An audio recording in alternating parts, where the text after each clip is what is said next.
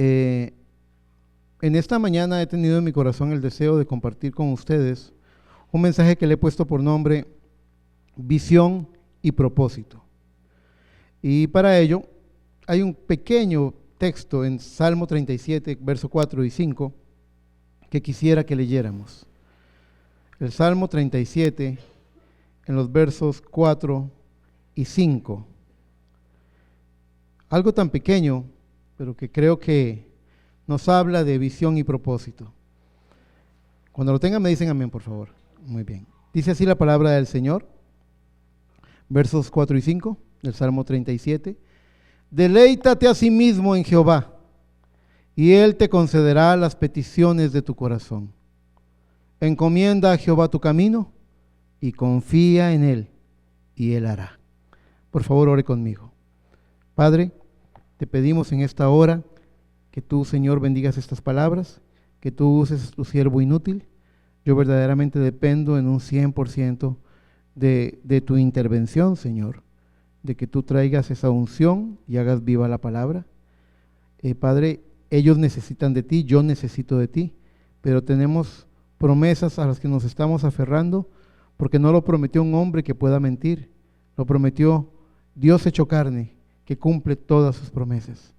Y con esa convicción venimos ante ti a examinar, Padre, la porción de la palabra que nos toca comer hoy.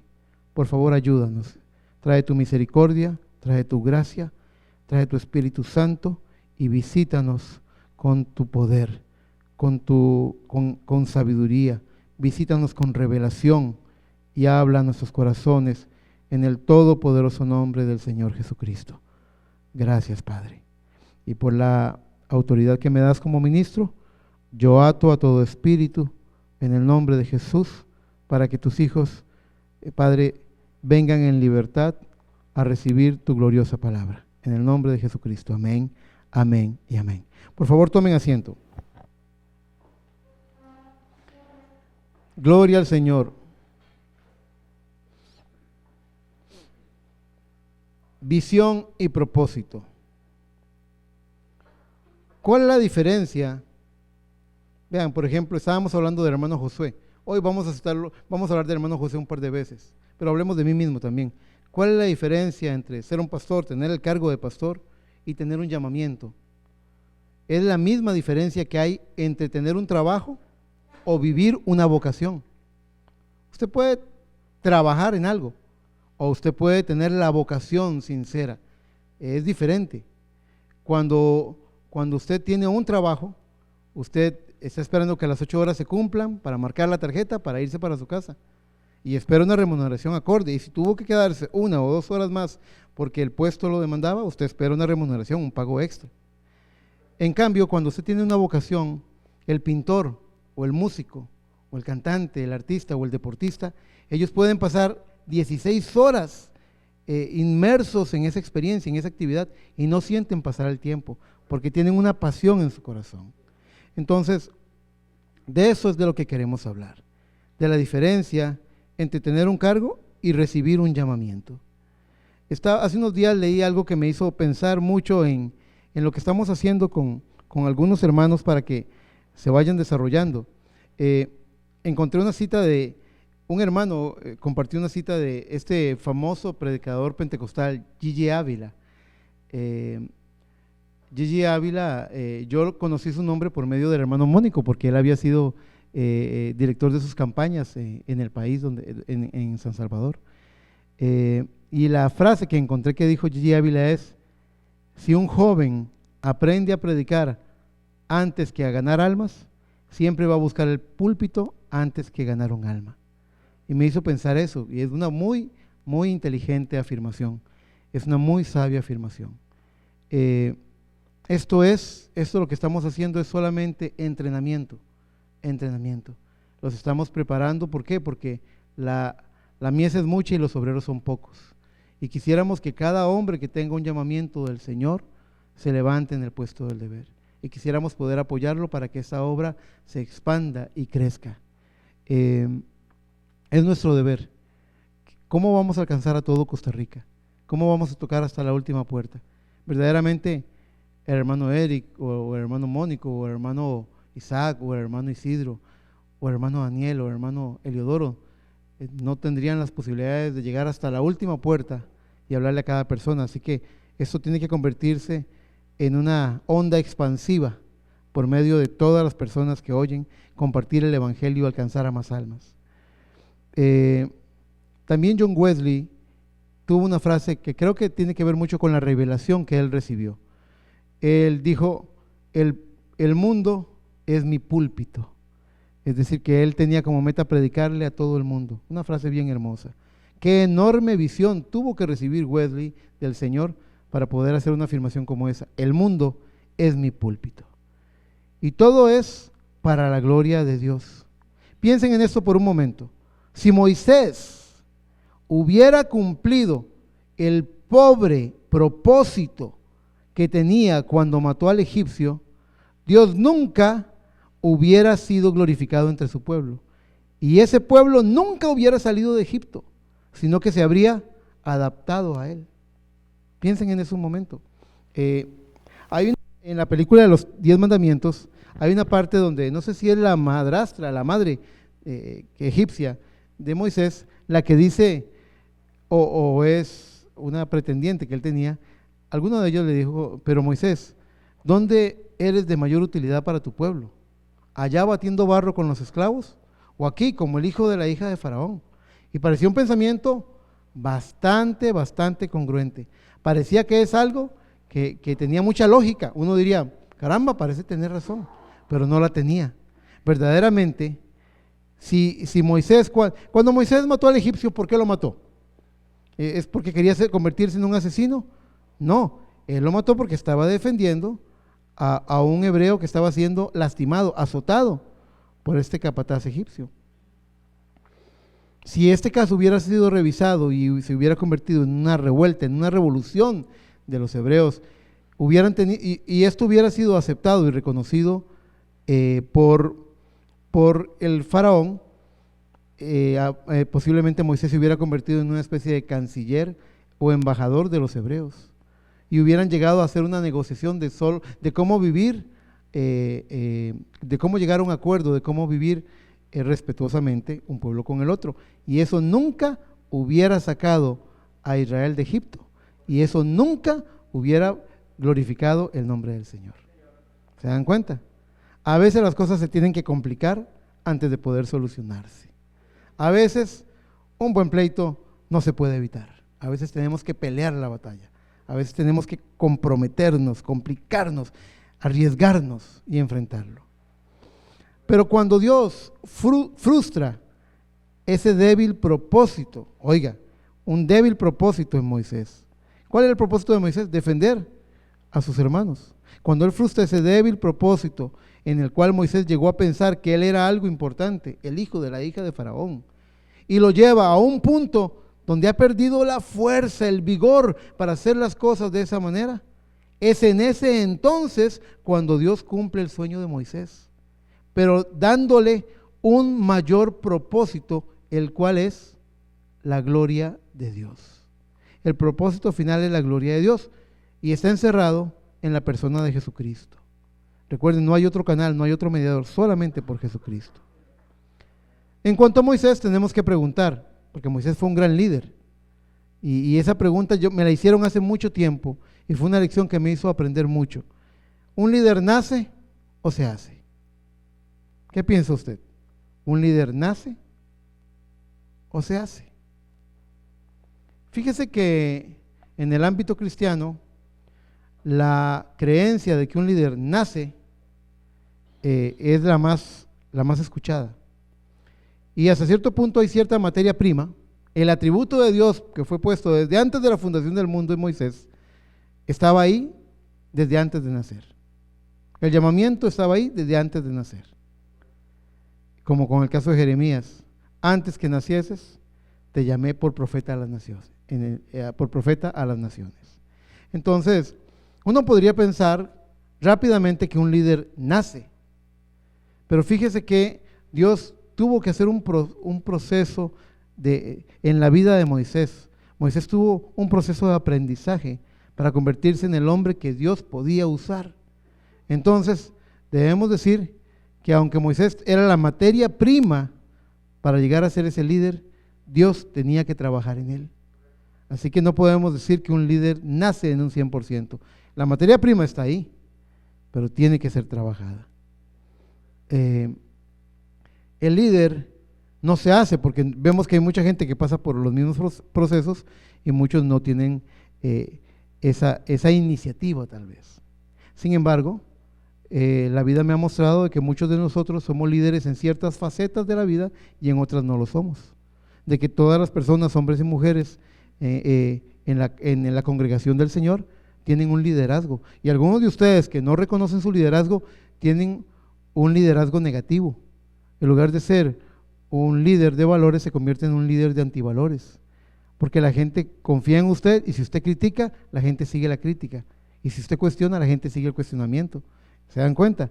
No reconocemos nuestra posición y el diablo, al ver que nosotros no estamos en posición, utiliza nuestras capacidades en contra nuestra y en contra del pueblo del Señor. Tengo una pregunta aquí. Bueno, en la respuesta tengo, hay una materia prima. ¿El líder nace o se hace? Hay una materia prima que está ahí, pero necesita ser entrenado para desprender de ese atributo de Dios que fue puesto desde antes de la fundación del mundo, todo aquello que no es oro puro. Usted sabe, ¿cómo limpiaban los indígenas el oro? Los indígenas tomaban la pieza de oro y empezaban a golpearla, y a golpearla, y a golpearla. Y en cada golpe, un pedacito de escoria se desprendía. Y sabía, el indio sabía que ya era oro puro cuando terminaba con una lámina como esta de oro. Y cuando terminaba así delgadita, él agarraba la lámina y cuando él podía ver su rostro reflejado en la lámina de oro, sabía que ya no había impureza, que ya era oro puro, que quedaba como un espejo. De la misma forma, Dios tiene diferentes herramientas, su palabra es una de ellas, para golpear nuestra vida y golpear nuestra vida para que se desprenda la escoria del mundo, las impurezas de este mundo, la contaminación de este mundo, todo aquello que nos fue añadido en este mundo tiene que ser desprendido, tenemos que soltarlo, tenemos que ser liberados de esto. Muchas veces el fuego de la prueba también sirve para purificar. Usted sabe que la plata se purifica en fuego. Y algo bien bonito, en el libro de Malaquías, cuando se habla del purificador de la plata, así es el término exacto que usan en Malaquías, el purificador de la plata, se cuenta de que el purificador de la plata está observando su obra.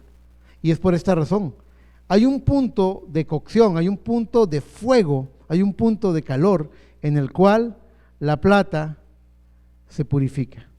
Pero si usted se pasa, si usted se extralimita un poquito más de ese punto, la plata se echa a perder.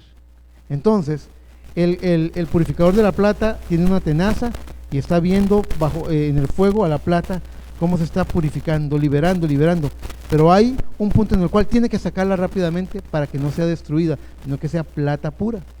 Por eso dice la palabra de Dios, que no nos es dada una prueba que no sepamos, que no podamos sobrellevar, sino que juntamente con la prueba está la salida.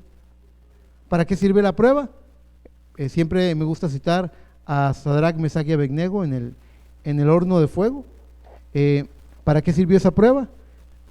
Lo único que fue destruido en esa prueba son cosas que ellos mismos traían, que fueron usadas para atarlos. Y siempre he dicho, qué interesante, a Sadrach, Mesach y Abednego tomaron pertenencias de ellos como su turbante, su manto y los ataron de manos y pies con eso. Sus propias pertenencias lo atan y muchas veces me pregunto, ¿qué pertenencias tenemos en nuestra vida que nos atan con las cosas de este mundo? A veces el televisor, a veces la computadora, a veces el teléfono. A veces tenemos pertenencias que nos atan a las cosas de este mundo. ¿Qué pasaría si usted hoy, qué pasaría con usted si hoy todos los celulares del mundo se calcinaran, se quemaran? ¿Seguiría o se daría cuenta de que le hacen demasiada falta? Muchas veces ponemos, también me gusta decir eso, se ha dicho que uno puede saber cuál es el Dios al que uno adora por la cantidad de tiempo que uno invierte en algo. Aquello en lo que usted invierte más tiempo, ese es su Dios. Si es el entretenimiento, si es el deporte, si es lo que sea, si es el trabajo, ahí está su Dios, el Dios trabajo. Entonces, vigilemos, porque en ese punto Dios nos va a sacar exactamente cuando el fuego nos convierte en plata pura. Él está haciendo una obra de purificación en nosotros. La palabra nos purifica, las pruebas nos purifican. ¿Para qué sirvió la prueba de Sadrac, Mesach y Abednego? Lo único que se destruyó aquel día en el horno de fuego fueron las ataduras que tenían en sus manos y pies. Es decir, que el fuego de la prueba para lo único que sirve es para liberarnos, para liberar el atributo de Dios que está en nosotros. Hay algo eterno esperando a ser liberado en nosotros. ¿Cuándo? Otra pregunta, ¿cuándo Dios reprueba lo que hacemos? Cuando lo que hacemos está fuera de su propósito, y su propósito es la gloria de Dios. Siempre recuerden, si usted va a predicar un mensaje, asegúrese que lo está predicando para la gloria de Dios. Si usted va a cantar un canto, asegúrese que lo está cantando para la gloria de Dios. Si usted va a hacer un servicio, si va a dar escuela dominical, cualquier cosa que usted haga, hágala para la gloria de Dios. Si va a tomar un trabajo, tómelo para la gloria de Dios. Cualquier cosa que vaya a hacer, tiene que ser para la gloria. Y si no le es posible darle la gloria a Dios en esa tarea o trabajo, posiblemente no es para usted, no le conviene, porque si es algo que lo va a apartar del Señor, si le va a hacer daño, entonces no es para usted, no le ayuda, no le ayuda. Y tengo algunos ejemplos de historias en la Biblia que nos muestran un patrón de conducta, incluso en líderes, grandes líderes que tuvo el Antiguo Testamento. El primero de ellos se encuentra en Números 20. Los voy a invitar a que vayan conmigo a Números capítulo 20, verso 10.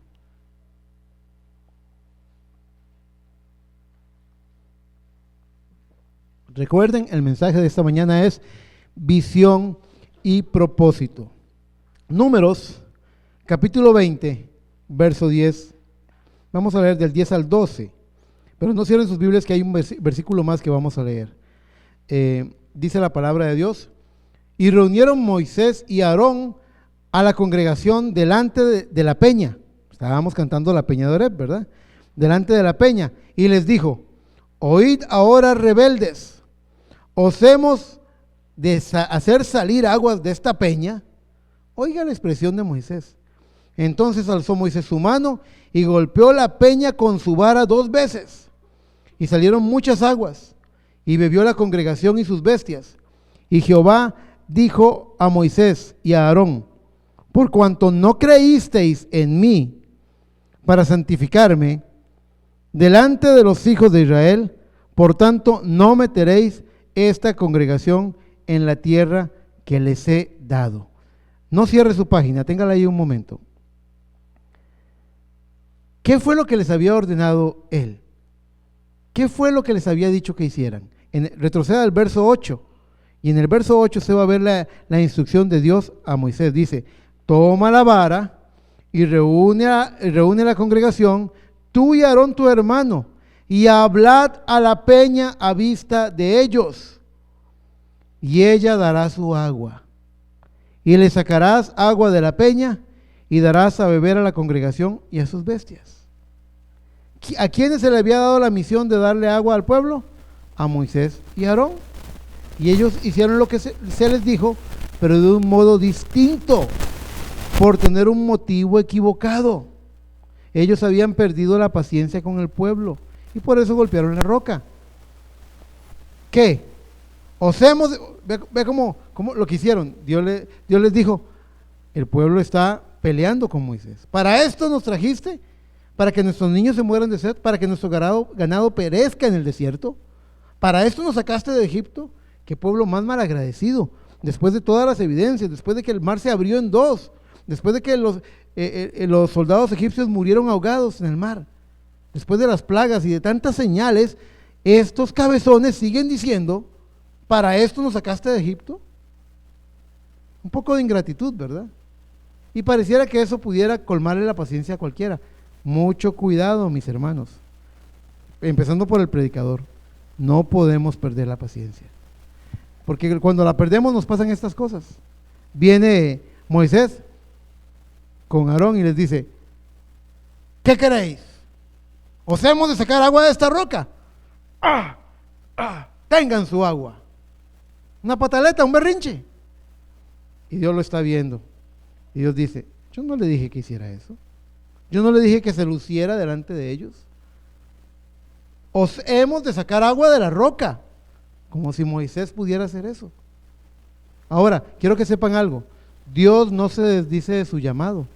Él sabe que el pueblo tiene necesidad de agua y Él había prometido que la roca iba a dar su agua.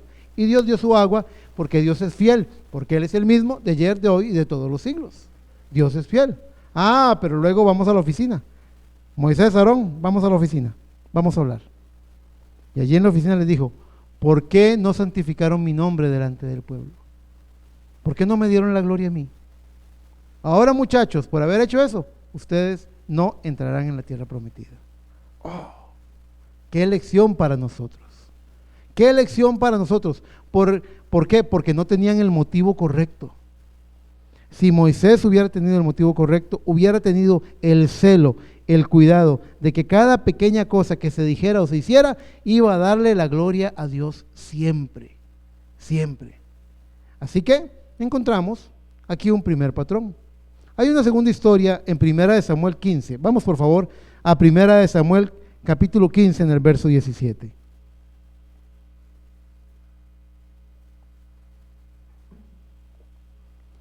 Primera de Samuel 15, verso 17 en adelante. Es la historia del rey Saúl.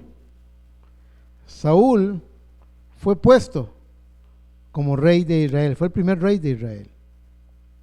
Cuando Israel quería ser como el resto de las naciones del mundo, cuando rechazaron la monarquía de Dios, el reinado de Dios, el gobierno de Dios. Dice el verso 17 de 1 de Samuel 15, y dijo Samuel, Samuel es el profeta, dice, y dijo Samuel, aunque eras pequeño en tus propios ojos, ¿no has sido hecho jefe de las tribus de Israel y Jehová te ha ungido por rey de Israel? Y noten, ese verso 17 lo que dice es un problema que tenía Saúl. Saúl era pequeño a sus propios ojos. ¿Cómo entienden ustedes eso? Algunos dirían que Saúl tenía un pequeño problema de autoestima. Sí, tal vez tenía algún complejo. Él era más alto de hombros y cabeza que todo el resto de los hombres en Israel. Él era un gran hombre. Pero delante de sus propios ojos él se sentía incompetente, inútil, pequeño. Y Dios dijo, voy a usar a este hombre. Así que lo que dice, aunque eras pequeño en tus propios ojos, ¿no has sido hecho jefe de las tribus de Israel y Jehová te ha ungido por rey de Israel? Verso 18, y Jehová te envió en misión y dijo, ve, destruye a los pecadores de Amalec y hazles guerra hasta que los acabes. ¿Por qué pues no has oído la voz de Jehová, sino que vuelto al botín has hecho lo malo ante los ojos de Jehová? ¿Ustedes saben por qué? Porque había tomado el ganado, no debía dejarse nada, debía destruirlo todo. Pero dijo, pero estas ovejitas están bonitas, estas ovejitas valen plata. ¡Ay, qué desperdicio!, dicen.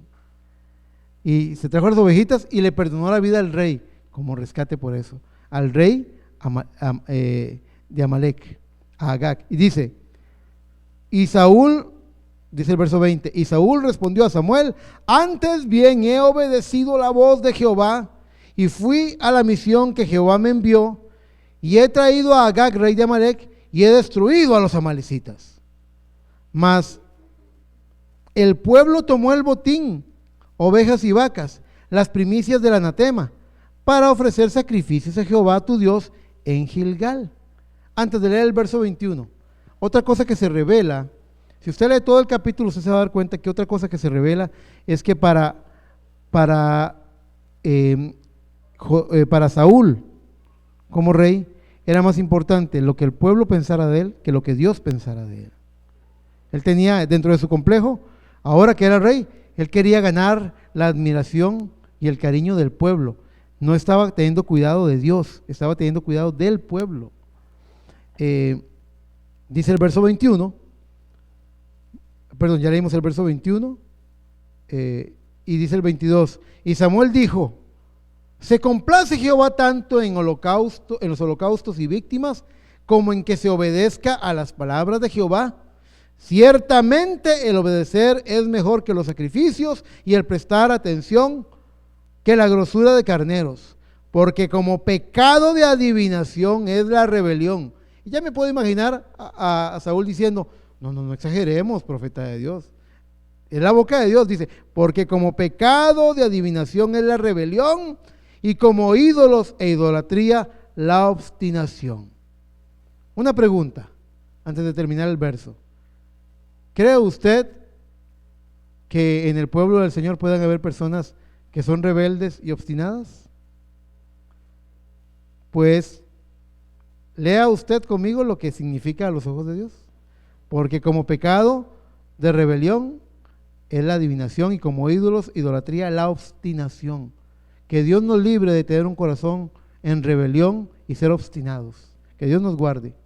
Dice, por cuanto tú desechaste la palabra de Jehová, Él también te ha desechado para que no seas rey. Hasta ahí llegó Saúl.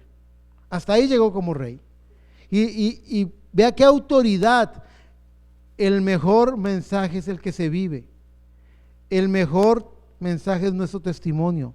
Vea qué autoridad tenía el profeta Samuel para decirle, por cuanto tú desechaste la palabra de Jehová. Usted sabe, el sartén no le puede decir negra a la olla, ¿verdad que sí? Si yo soy un gran colérico, malcriado, iracundo, y le digo a cualquier hermano o hermana, no sea así, no sea colérico, el comal no le puede decir negra a la olla, ¿verdad? Porque son iguales. Pero ese no es el caso de Samuel. ¿Sabe lo que dice la palabra de Dios sobre Samuel? Dice que en todos los días de su vida, cuando Dios lo llamó, desde que Dios lo llamó a él no dejó caer en tierra ni una sola de las palabras de Dios. Bendito el nombre del Señor, que Dios nos dé muchos hombres y mujeres como Samuel, que no dejen caer en tierra nada de la palabra del Señor. Él tenía autoridad moral para hablarle de esta forma al rey. Cuando queremos hacer las cosas a nuestra manera y sobre todo por conveniencia, para agradar a la gente en la forma más fácil. Hermanos, hermanas, tengan mucho cuidado con lo fácil. Dígame, ¿qué aprendizaje recibimos de las cosas fáciles?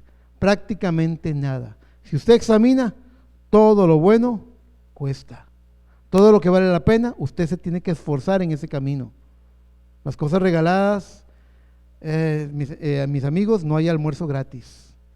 No hay almuerzo gratis. El enemigo sabe jugar con lo fácil. Usted huya de las cosas fáciles. ¿Es más fácil tener una novia en el mundo? Posiblemente sí. Posiblemente en la palabra, ay no, que tengo que comportarme, que no puedo andarla besando, que no puedo andarla como andan los novios en el mundo. Qué difícil. Ahí hay una prueba de carácter. Hay una prueba de carácter. Pero lo fácil, mucho cuidado con las cosas fáciles. Tengo un tercer ejemplo, y es el de Salomón, y pocas veces hemos hablado de esto, cuando Salomón envejeció. Por favor, vaya conmigo a Primera de Reyes, capítulo 11, en el verso 1. Cuando Salomón envejece, los peores errores de la vida de Salomón ocurrieron en la vejez. ¿Y alguien sabe cuál fue el don que le regaló Dios a Salomón? Sabiduría. Cuando él era un niño y hereda el trono de su padre David, él ora a Dios y le dice, Señor, yo no sé cómo entrar y salir en medio de este pueblo, no sé qué cosas debo hacer, no sé cuál es el protocolo a seguir, no sé cuáles son las reglas, yo no sé estas cosas, dame sabiduría para caminar delante del pueblo, para actuar delante del pueblo.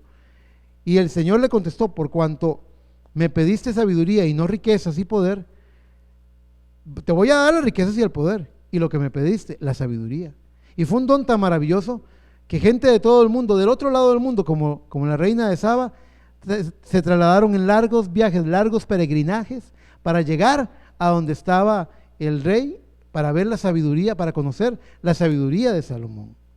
Dice Primera de Reyes 11, verso 1 en adelante, dice, pero el rey Salomón amó, además de la hija de Faraón, a muchas mujeres extranjeras, a las de Moab, a las de Amón, a las de Edom, a las de Sidón y a las heteas, gente de las cuales Jehová había dicho a los hijos de Israel, no os alleguéis a ellas. Esto tiene que ver también con el tema del yugo desigual. ¿Qué comunión tiene el creyente con el incrédulo?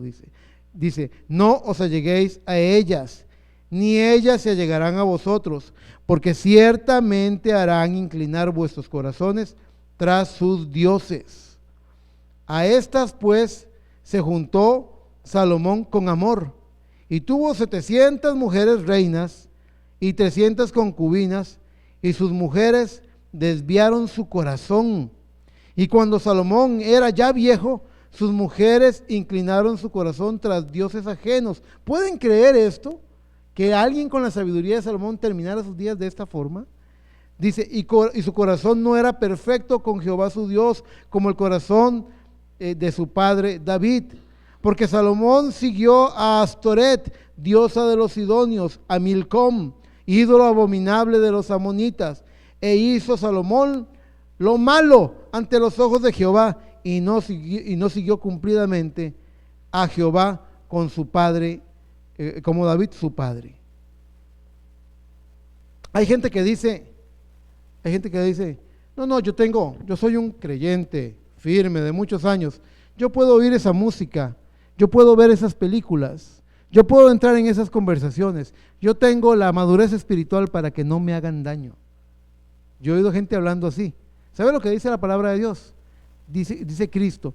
No dijo Cristo que la carne iba a dejar de ser carne en esta vida. Dice, lo que es nacido de la carne, carne es.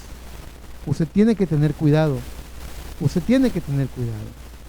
Le estaba compartiendo yo un testimonio a mi esposa y estábamos recordando de cómo son las trampas del enemigo. El profeta cuenta que en una ocasión estaba en un restaurante con un joven director de campañas que él trabajaba con él. Estaban juntos almorzando y que vino una mujer, era una mujer muy bonita, pero el profeta dice que ella traía una unción, que ella traía la mirada de la serpiente, los ojos de la serpiente estaban en ella, y que ella, ¿usted sabe lo que hace la serpiente?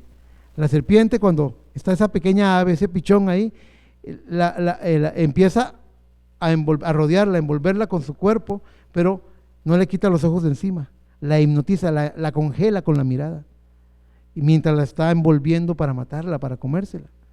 Bueno, dice el mensajero que él estaba allí en la mesa y que cuando ella vino a atenderlos, el ángel del Señor le dijo, no la mires, no la mires. Hay gente que diría, yo la puedo mirar, no me va a afectar. Yo soy cristiano, yo creí el mensaje en 1990, he sido diácono, he sido cantante, he sido predicador. No, Eric Chacón tiene la altura para soportar esas cosas. Al profeta de Dios, el ángel le dijo, no la mires. Ella venía como un misil teledirigido. La unción en ella tenía un objetivo. Y él agachó su cabeza y no la miró. Su jefe de campaña la miró, pagó la cuenta. Cuando fue a pagar la cuenta, llegó allá y llegó y se acercó y le dijo, ella le habló y él le dijo, ¿a qué hora sales? Y él le dijo, a tal hora. ¿Puedo pasar por ti? Te espero, le dijo. Esa noche, tarde, en la habitación del hotel, el profeta oyó que tocaron a la puerta y venía el hombre llorando porque había caído, porque le había fallado al Señor. Lo que trato de decirles es que no importa que usted sienta que tiene la sabiduría de Salomón y la fuerza de Salmón, no importa. Usted debe apartar su mirada por respeto a lo que dice. La palabra de Dios dice, huid de la fornicación, huid de la inmoralidad. Usted tiene que huir. ¿Por qué voy a huir si Dios está conmigo? Si en Cristo somos más que vencedores, decimos. Queremos tomar un porte así como nos creemos muy gallitos. No, tenga temor de Dios. Tenga temor de Dios y aparte su mirada de esas cosas. Aparte su oído de esas cosas. Si usted sabe que es malo, el mensajero dijo, huya de la apariencia misma del mal. No importa si está correcto, pero si parece mal, si se ve mal, no se meta con eso, no se enrede en esas cosas. Ay, Salomón y los pecados de la vejez.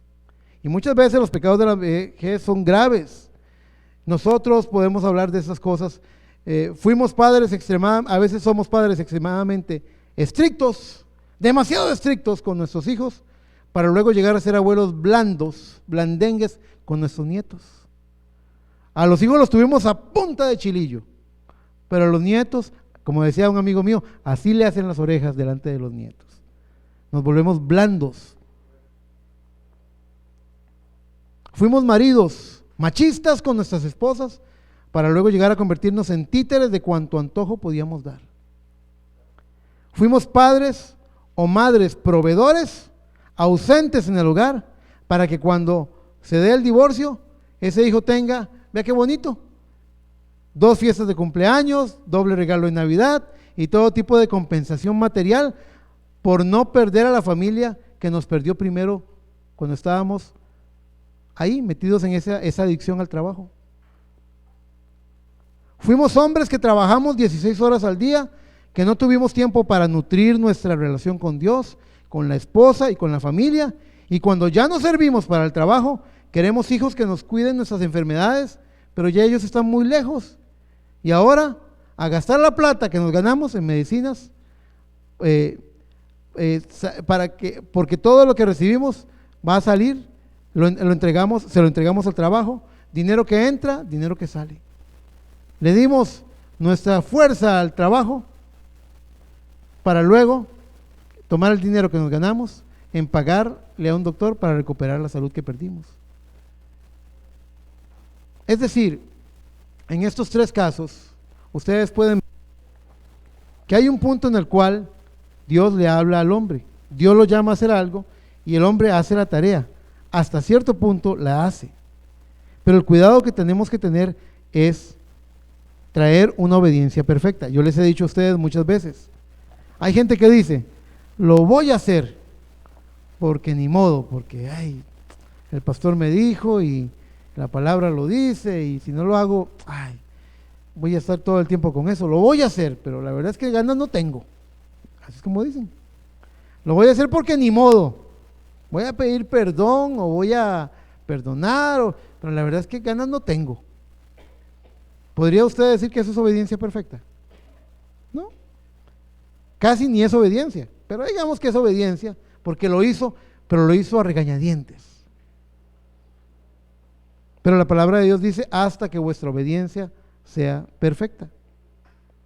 Obediencia es compartir la visión que Dios tiene, es entrar en el motivo de Dios y entendiendo el motivo de Dios, hacerlo a la manera de Dios.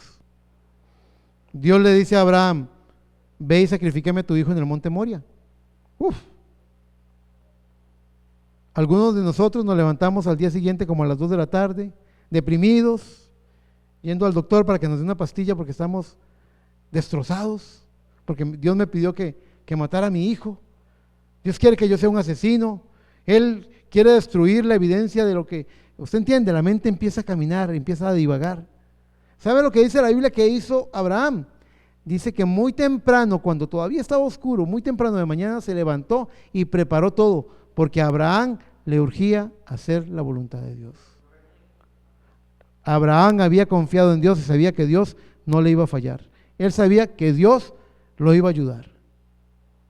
Y va caminando, y le voy a decir una cosa, la prueba se incrementa exponencialmente.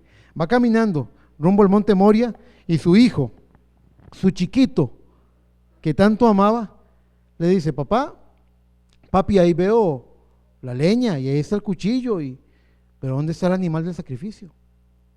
Eso tuvo que haberle dolido a Abraham.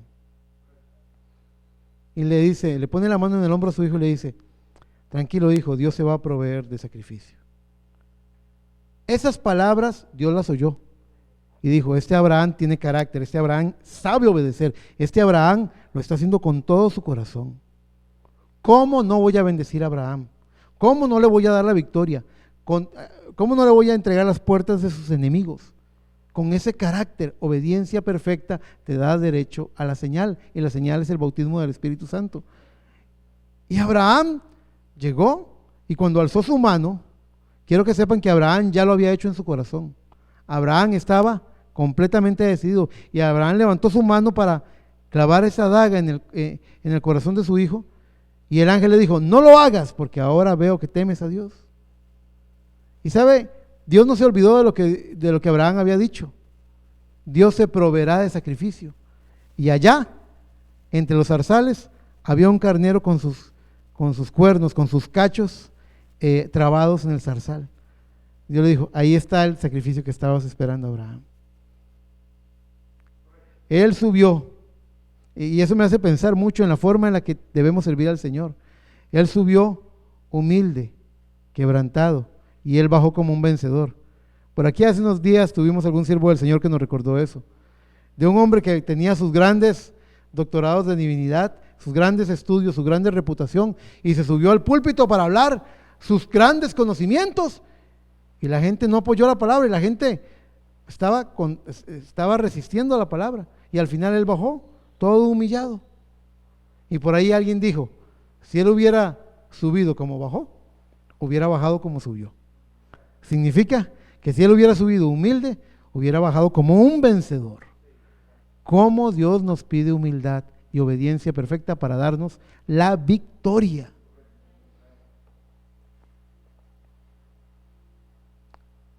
Tengo un caso aquí. Vean a Elías. Elías en el monte, en la cueva. Elías está deprimido, está agotado.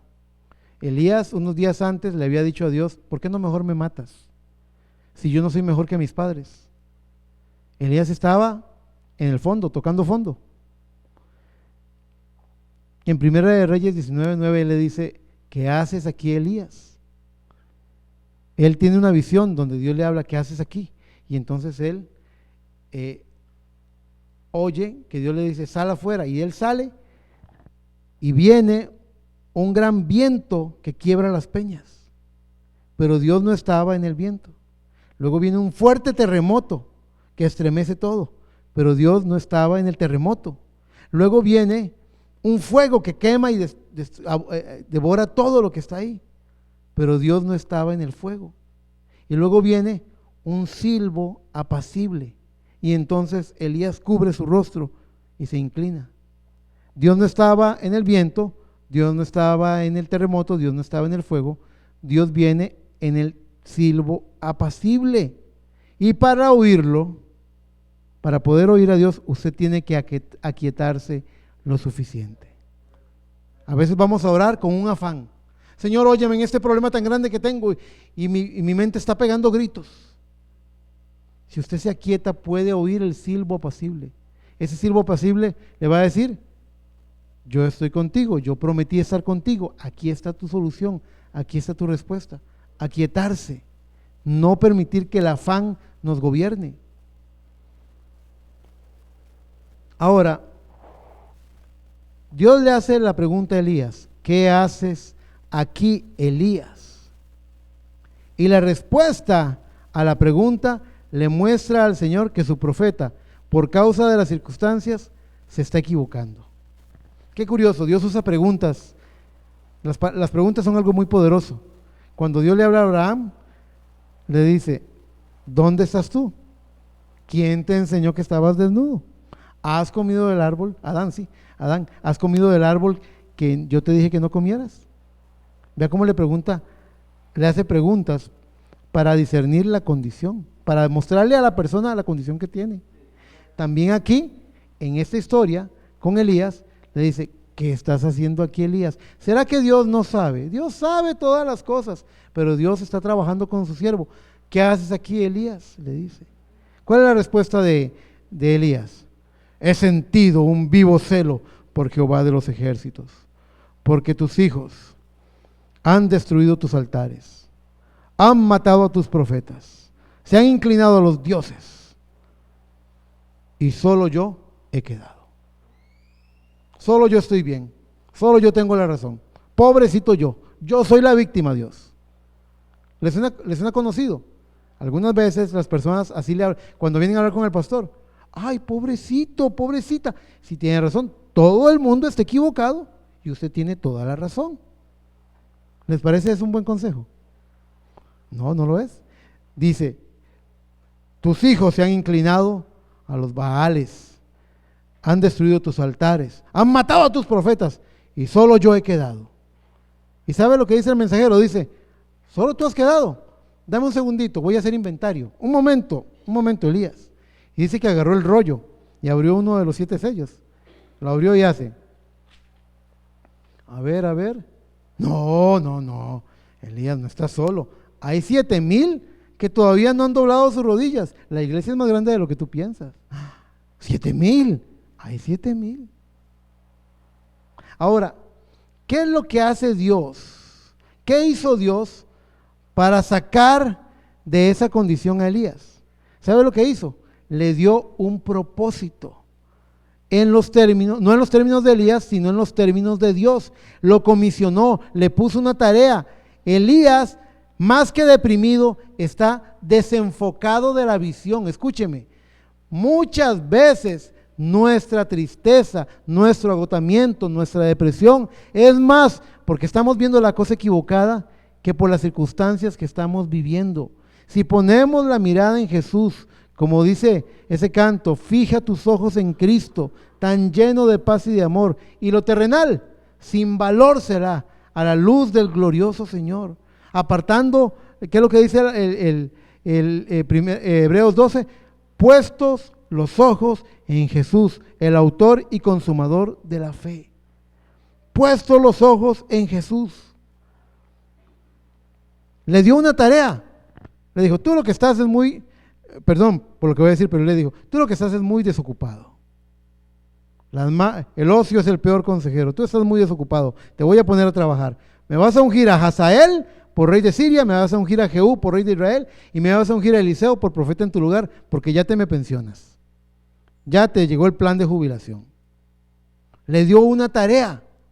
Ahora él sabe que Dios lo está examinando por la tarea que tiene que cumplir.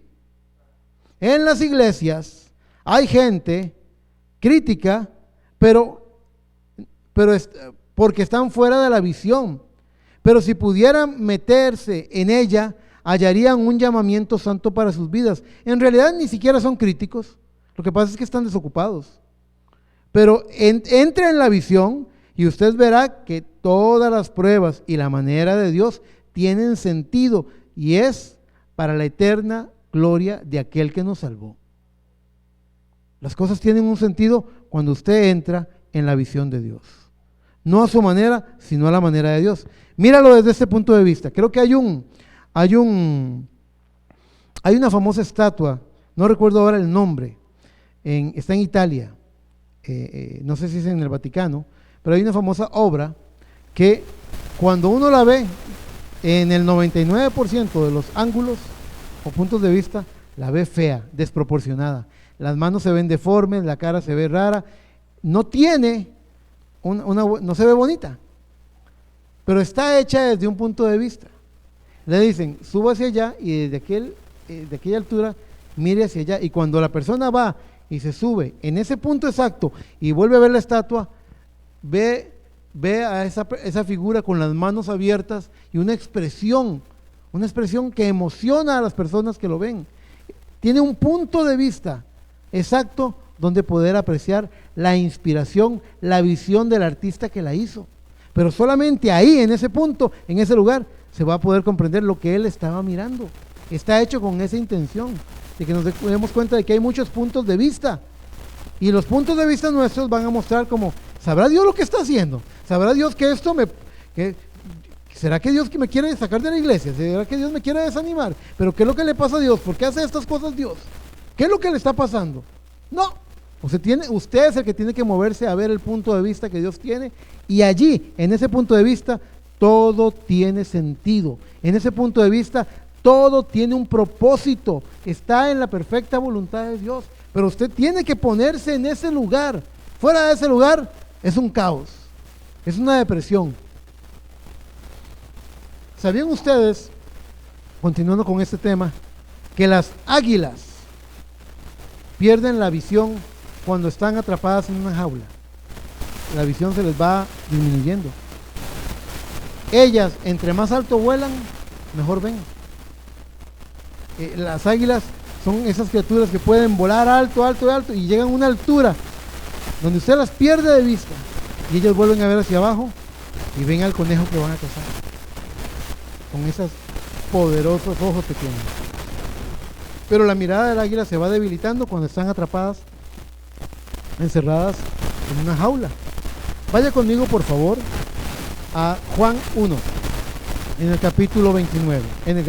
Juan 1, versículo 29. Después de Juan 1, 29, vamos a ir a Mateo 11, verso 2. Juan 1, 29, ¿lo tienen? Dice así la palabra del Señor. Dice: el siguiente día vio Juan a Jesús que venía a él y dijo: he aquí el Cordero de Dios que quita el pecado del mundo. Qué poderosa afirmación.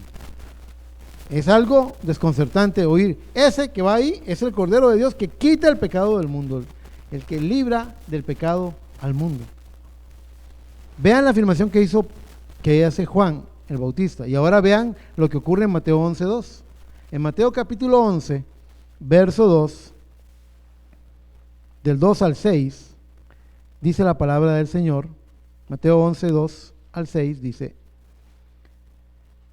y al oír Juan en la cárcel los hechos de Cristo, le envió 2 de sus discípulos para preguntarle: ¿eres tú aquel que había de venir o esperamos a otro?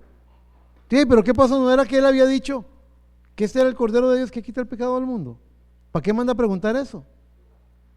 Dice el verso 4: respondiendo Jesús le dijo: id y hacer saber a Juan las cosas que oís y veis. Los ciegos ven, los cojos andan, los leprosos son limpiados, los sordos oyen, los muertos son resucitados, y a los pobres es anunciado el evangelio. Y bienaventurado es el que no halle tropiezo en mí.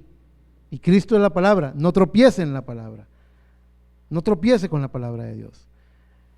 Juan afirmó contundentemente: he ahí el Cordero de Dios que quita el pecado del mundo.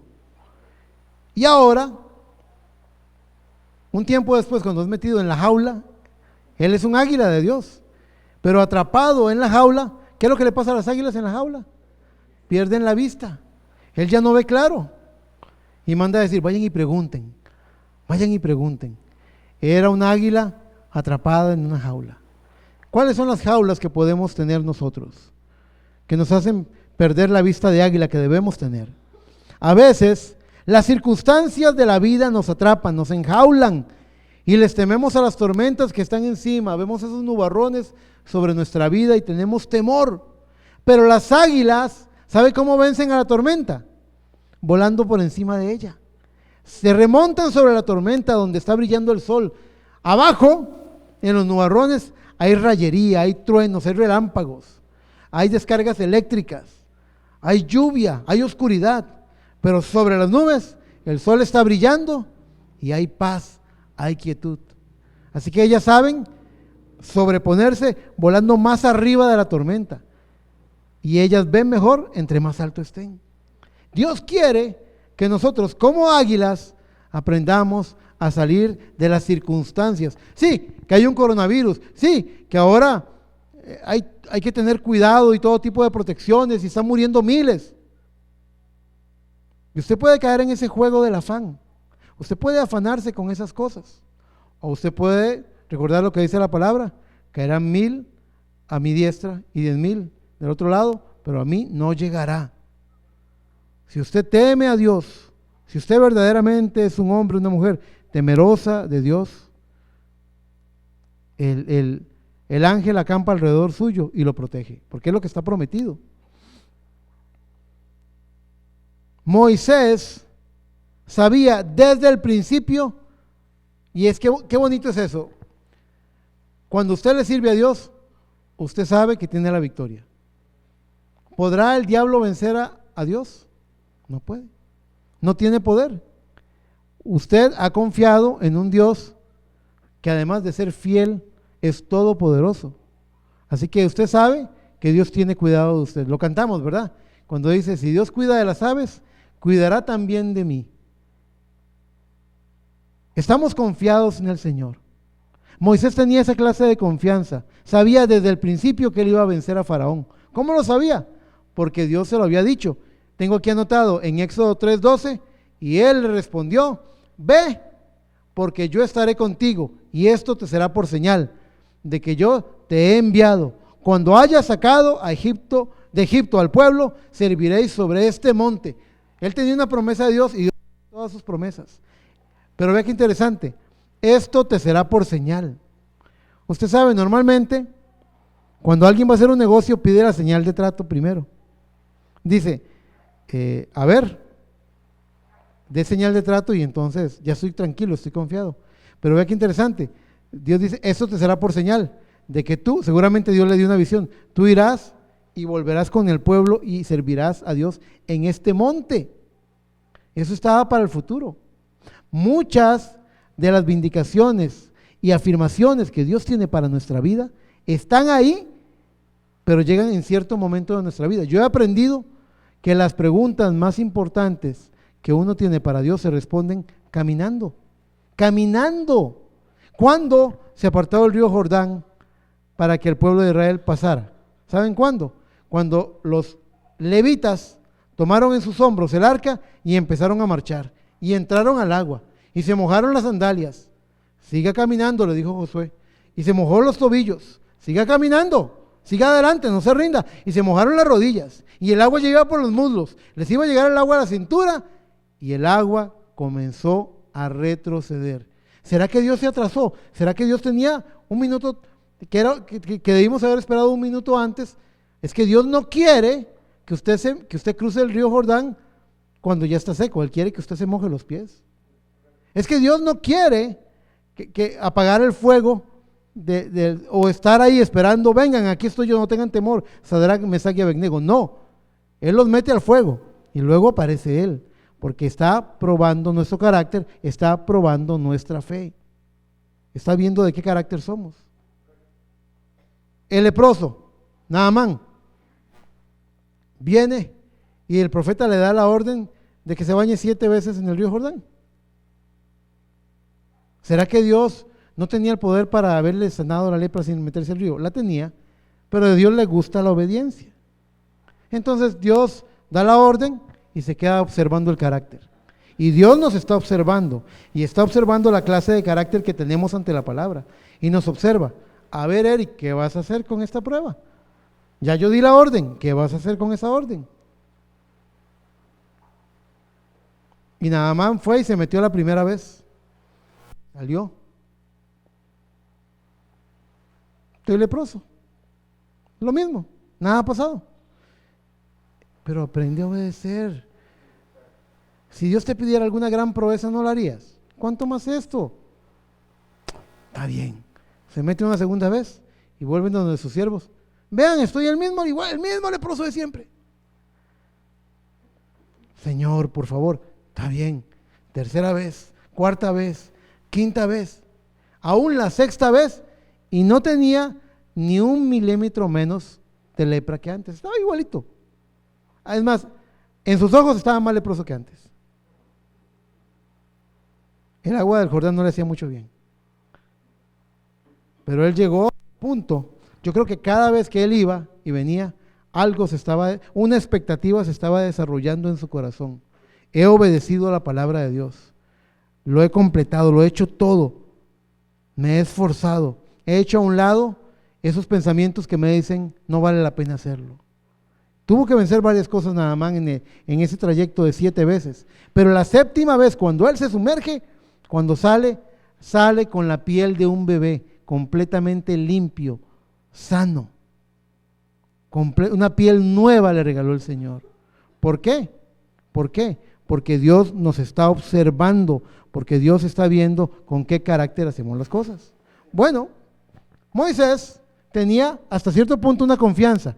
Yo voy a ir con un palo en la mano, con mi mujer y mi hijo, y voy a ir y le decían, él iba en el burrito, llevaba a su esposa y a su chiquito, y iba jalando el mecatito, y iba con el palo en la mano, un viejito de 80 años, marchando, y le decían, ¿a dónde vas, Moisés?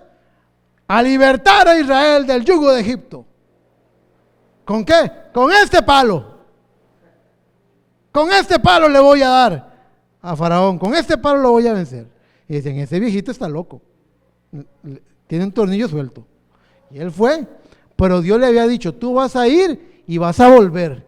Y Dios le dio la visión, él estaba confiado. Así que cuando él tiró la vara y se convirtió en serpiente, y Janes y Jambres tiraron sus varas y se convirtió en serpiente, no piensen que él se desanimó. Él ya sabía que iba a volver en victoria. Él lo tenía, él tenía la victoria. Y es lo que dice la palabra de Dios. Dice que él venció en el Calvario, pero dice que nosotros somos más que vencedores todavía. Y usted tiene que creer en lo que dice la palabra. Él hirió las aguas y se convirtieron en sangre. Y luego Janes y Jambres lo imitaron y endurecieron el corazón eso endureció más el corazón de Faraón. Y cada vez que hacía algo, él no se desanimó con nada. Tal vez Aarón decía, ay, vea, nos están imitando, están haciendo exactamente lo mismo que hacemos nosotros. No te preocupes, Aarón, nosotros tenemos la victoria. Vea, tener fe en Dios es un arma secreta. Es como un arma secreta. Usted tiene un as debajo de la manga. Usted tiene algo que el diablo no sabe. Usted es dueño de una promesa de Dios. De alguien que no falla y que no miente, que cumple todas sus promesas. Dios le dio la promesa de Moisés y Moisés estaba tranquilo. Veía al diablo actuar, lo veía endurecer el corazón de Faraón, veía a esos sacerdotes hacer la imitación religiosa, veía todas esas cosas. Y el corazón de Moisés estaba tranquilo. ¿Por qué? Porque Dios le había dicho, tú vas a ir y vas a volver. Dios le había dicho a Salomón, te doy sabiduría, te regalo la sabiduría que me has pedido. Es tuya. Así que él se podía sentar y discernir y juzgar, y trajo juicios maravillosos, trajo un discernimiento increíble, maravilloso, de lo que era la obra de Dios, de lo que era la sabiduría de Dios. El don, todo el mundo lo venía, del último rincón de la tierra venían a verlo. Eso tenía tranquilo a Salomón. ¿Por qué? Porque Dios le había dicho que se lo iba a dar. Tenía. Y en segundo lugar, Saúl no lo había puesto el hombre.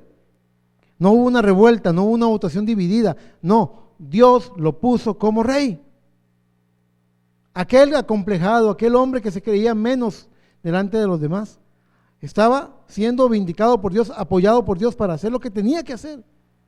Hasta cierto punto, el hombre tiene cierta confianza porque dice, Dios me dijo y lo he hecho conforme a la palabra y lo tengo. ¿Cuándo es que los hombres empiezan a fallar? ¿Saben cuándo? Cuando aflojan, cuando bajan la guardia, cuando empiezan a perder la visión. Les voy a decir, por ejemplo, algo que está ocurriendo ahora. Estábamos leyendo, Yasmín, la hija de Alexander, nos compartió un estudio que hubo de un virólogo en Inglaterra, y él mostraba la curva, que si todo el mundo se lava las manos, que si todo el mundo tiene cuidado de protegerse respecto a este coronavirus, la capacidad de los hospitales puede cubrir, porque estamos haciendo una barrera contra el contagio. Así que, pero después de que ya los casos empiecen a bajar, escuchen eso, cuando los casos empiezan a bajar, dice, se puede levantar una nueva curva, una recaída. ¿Por qué? Porque la gente está relajando la disciplina, porque la gente está bajando la guardia. A eso me refería con los pecados de la vejez. Fuimos valientes, duros, esforzados cuando éramos jóvenes, pero ya después nos ablandamos. ¿Entiende? Nos hacemos más suaves, aceptamos la mezcla con las cosas del mundo. No baje la guardia, no se relaje, no se flexibilice en esas cosas. Aprenda a ser firme con lo que usted sabe que es la verdad, con lo que Dios le ha mostrado a usted que es la verdad. Manténgase firme con eso y no se comprometa con el diablo ni con este mundo en ninguna forma. Manténgase firme con la palabra de Dios. Ellos lo tenían. Moisés sabía que Dios le había dado la victoria, pero ve qué interesante. Y todo fue perfecto. Y fueron al monte y adoraron. Y ahora tienen que peregrinar hacia la tierra que fluye leche y miel. Y este es un terreno nuevo para Moisés. Oh, Dios me había dicho, vas a ir a Israel, vas a ir a Egipto, vas a libertar a Israel, y todos juntos van a venir a adorarme a este monte. Y se cumplió como Dios lo dijo. Voy a poner un ejemplo. Cuando yo inicié mi ministerio, tuve vindicaciones, Dios estaba ahí como echándome palmaditas, como échale ganas, Eric, esfuércese. Empiezo a ver con el paso en el 2005 empecé, en el 2006, oigo que un siervo del Señor, hermano Ciber, desde hace años sentía en su corazón que Dios me había llamado.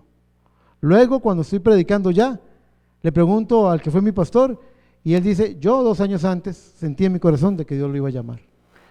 Luego oigo testimonio aquí de una hermana, la hermana Ana, que ese año, el año que yo respondí, entonces yo veía como cositas ahí, vindicaciones como cuáles. Yo le oré al Señor, yo empecé a predicar en septiembre del 2005 y en octubre estaba con la lengua afuera, porque trabajaba en el banco, salía a las 6 de la tarde y a veces venía a velocidades que rompen las leyes de tránsito, ¿verdad? Para poder llegar a tiempo a los cultos. Y yo le dije al Señor, Señor, si tú me llamaste, yo no voy a dar abasto con esto. Si tú me llamaste, ayúdame. En octubre viene un correo del gerente general, por primera vez en la historia del banco, le escribe a todos los empleados y les dice, está abierta la movilidad laboral, el que se quiera ir le pagamos todos los años. Para mí fue una respuesta de Dios. En diciembre, una de las cosas por las que yo me había evadido el ministerio, el llamado, al responder al llamado, era que yo decía, ¿cómo voy a meter a mi familia en los enredos en los que está? Yo veo cómo las familias de los ministros, de los pastores sufren tanto. ¿Cómo voy a meter yo a mi familia en esos enredos? Cuando yo veo que Andreita con 10 años está ahí tocando el piano. Gretel me dice, ¿puedo tocar la guitarra? Y Gretel agarra la guitarra y yo canto. Y luego, en diciembre viene Gretel y me dice, la veo con un montón de hojas en la mesa, en la casa, y digo yo, ¿qué estás haciendo? Y me dice, te quería preguntar, ¿me das permiso de dar escuelita dominical? Y yo, sí. Entonces me di cuenta de que para mí esa también fue una vindicación, ver la respuesta de mi familia. Al principio mi suegra decía, yo me voy a quedar en Guadalupe, yo no me voy para allá. Y cuando yo sentí que eso podía dividir a la familia, yo le dije, no se preocupe, doña Ana, si yo tengo que predicar 20 años viajando de Guadalupe a Grecia, yo lo voy a hacer. Pero la familia se va a mantener unida. No se preocupe, estamos bien. Como a la semana, yo creo que ella oró al Señor, y como a la semana me dice, Eric, vámonos para Grecia, me dijo. Y yo, Dios está respondiendo, dije yo. Última prueba, un año después de que ya estaba predicando, yo soy muy lento, yo aprendo muy despacio, yo soy el hombre más lento para aprender que conozco, no conozco uno más lento que yo.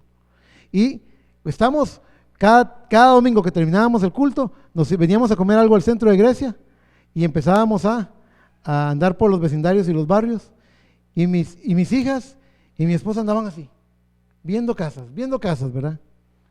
Yo estaba más tranquilo, yo decía, no, Dios sabrá cuándo, nada más. Yo no estaba tan apurado. Apareció la casa, habíamos visto algunas casas, pero no sentíamos que fuera la voluntad de Dios, pero apareció esta casa y dijimos, pareciera que esta es. Entonces oramos al Señor. Y cuando yo oro, la oración mía era esta: Señor, aquí el avalúo de la casa que teníamos en Guadalupe dice que para poder vender esa casa tenemos que esperar de 6 meses a 1 año por el monto y todo esto. Y tú sabes, Señor, que si no hacemos esto, no podemos hacernos de la otra casa. Necesitamos tu ayuda. Y yo siempre digo que el Señor le decía a sus ángeles, mira, ahí viene Eric, y ya sabes lo que me vas a decir. Me va a decir, Señor, si tú me llamaste. Porque era el mismo cuentito, Señor, si tú me llamaste. Ya lo tenía, yo creo que Dios estaba cansado de ir a Eric y decir, Señor, si tú me llamaste. Digo, tú me llamaste, si es tu voluntad. Si no, yo no hago nada. Si tú me llamaste, ayúdame. Ya me imagino a Dios diciendo, ahí viene con la misma cantaleta de siempre. Si tú me llamaste, Señor, ahí está esa casa. Necesitamos dar tanto. Está la casa de Guadalupe. El monto para venderla es un monto difícil o sea, esa plata no se consigue en la pulpería. Y dicen que dura 6 meses, 1 año, pero ese negocio se va a caer. Necesito que sea en menos tiempo. Ayúdame, Señor, si tú me llamaste. Hermanos, en 1 semana se vendió la casa. Yo vi la mano de Dios, pero no vi la mano de Dios sentado en la iglesia del hermano Mónico esperando que todo se cumpliera para yo moverme. Yo tuve que caminar, y caminando Dios respondió. Por fe, Dios respondió. Uno tiene que moverse, uno tiene que actuar, uno tiene que tener una visión de eso. Yo, en septiembre del 2005, cuando empecé a ministrar, yo tenía una inspiración, yo tenía una visión, y esa visión no la he olvidado y es la misma que tengo. Cada hombre de Dios, cada mujer de Dios debe moverse bajo una inspiración teniendo una visión. Y en esa visión, durante ese año, en septiembre del 2006, el hermano Mónico, cuando yo todavía me congregaba con él, siendo él mi pastor, me dio un dibujito que muchos de ustedes conocen, donde él me dijo, tuve un sueño, vi una iglesia así, así, en una propiedad así, así. Me lo dio, me lo puse en la mano y me dijo, créalo, hermano. Y yo dije, amén, yo lo creo. Y vi como 50 propiedades a lo largo de 10 años. Y yo decía, veía el dibujo y decía, no, esta no cuadra. No, esta no cuadra. Hay que tener fe, ¿verdad? Y cuando vimos esta, que era muy cara, yo veía, pero esta sí cuadra. Y no entiendo. Y recuerdo, diciembre del 2014, en la junta directiva dijimos, Señor, no tenemos plata, no podemos endeudarnos tanto, no tenemos plata, no tenemos, y ese lote es muy caro. Señor, si tu voluntad es que sea esa propiedad, que cambien las condiciones. Abril del 2015, en Semana Santa, el mismo día me llama el dueño de la propiedad y me llaman de la mutual. El dueño de la propiedad me llama para decirme, Eric, ¿me vas a comprar la propiedad, sí o no? Yo le dije, es que está muy cara y nosotros no ocupamos tanto. Pues ¿cuánto ocupa? Ocupo 1000 metros, eso es todo. Es lo que me pide la ley. Yo se lo vendo, segreguémosla. Yo, suena razonable. Cuelgo el teléfono con él y me llaman de la mutual, vea, tenemos esas condiciones especiales y no le cobramos esto y le damos descuento en esto y ya calculamos y vemos la mano de Dios. Por ahí alguien me dijo, cuando íbamos a dar los 200,000 colones de señal de trato, alguien me dijo, ¿y si damos la señal de trato y luego no sale el negocio? ¿No vamos a aprobar el crédito? ¿O pasa esto? ¿O se alarga, se pasa de tiempo? ¿Perdemos la plata, hermano? Yo me quedé pensando un momento qué hacer. Y de repente vino a mi corazón, un momentito. En diciembre oramos y dijimos, Señor, si es tu voluntad que las condiciones cambien, y las condiciones cambiaron. Si ahora no actuamos, lo que seríamos unos incrédulos. Tenemos que actuar. Y aquí está, véala, vea las paredes. Hecha una realidad. Se convirtió en la visión se convirtió en una realidad. Pero ¿qué es lo que pasa? Lo que pasa es el siguiente paso. El problema no es, ¿cómo les explico?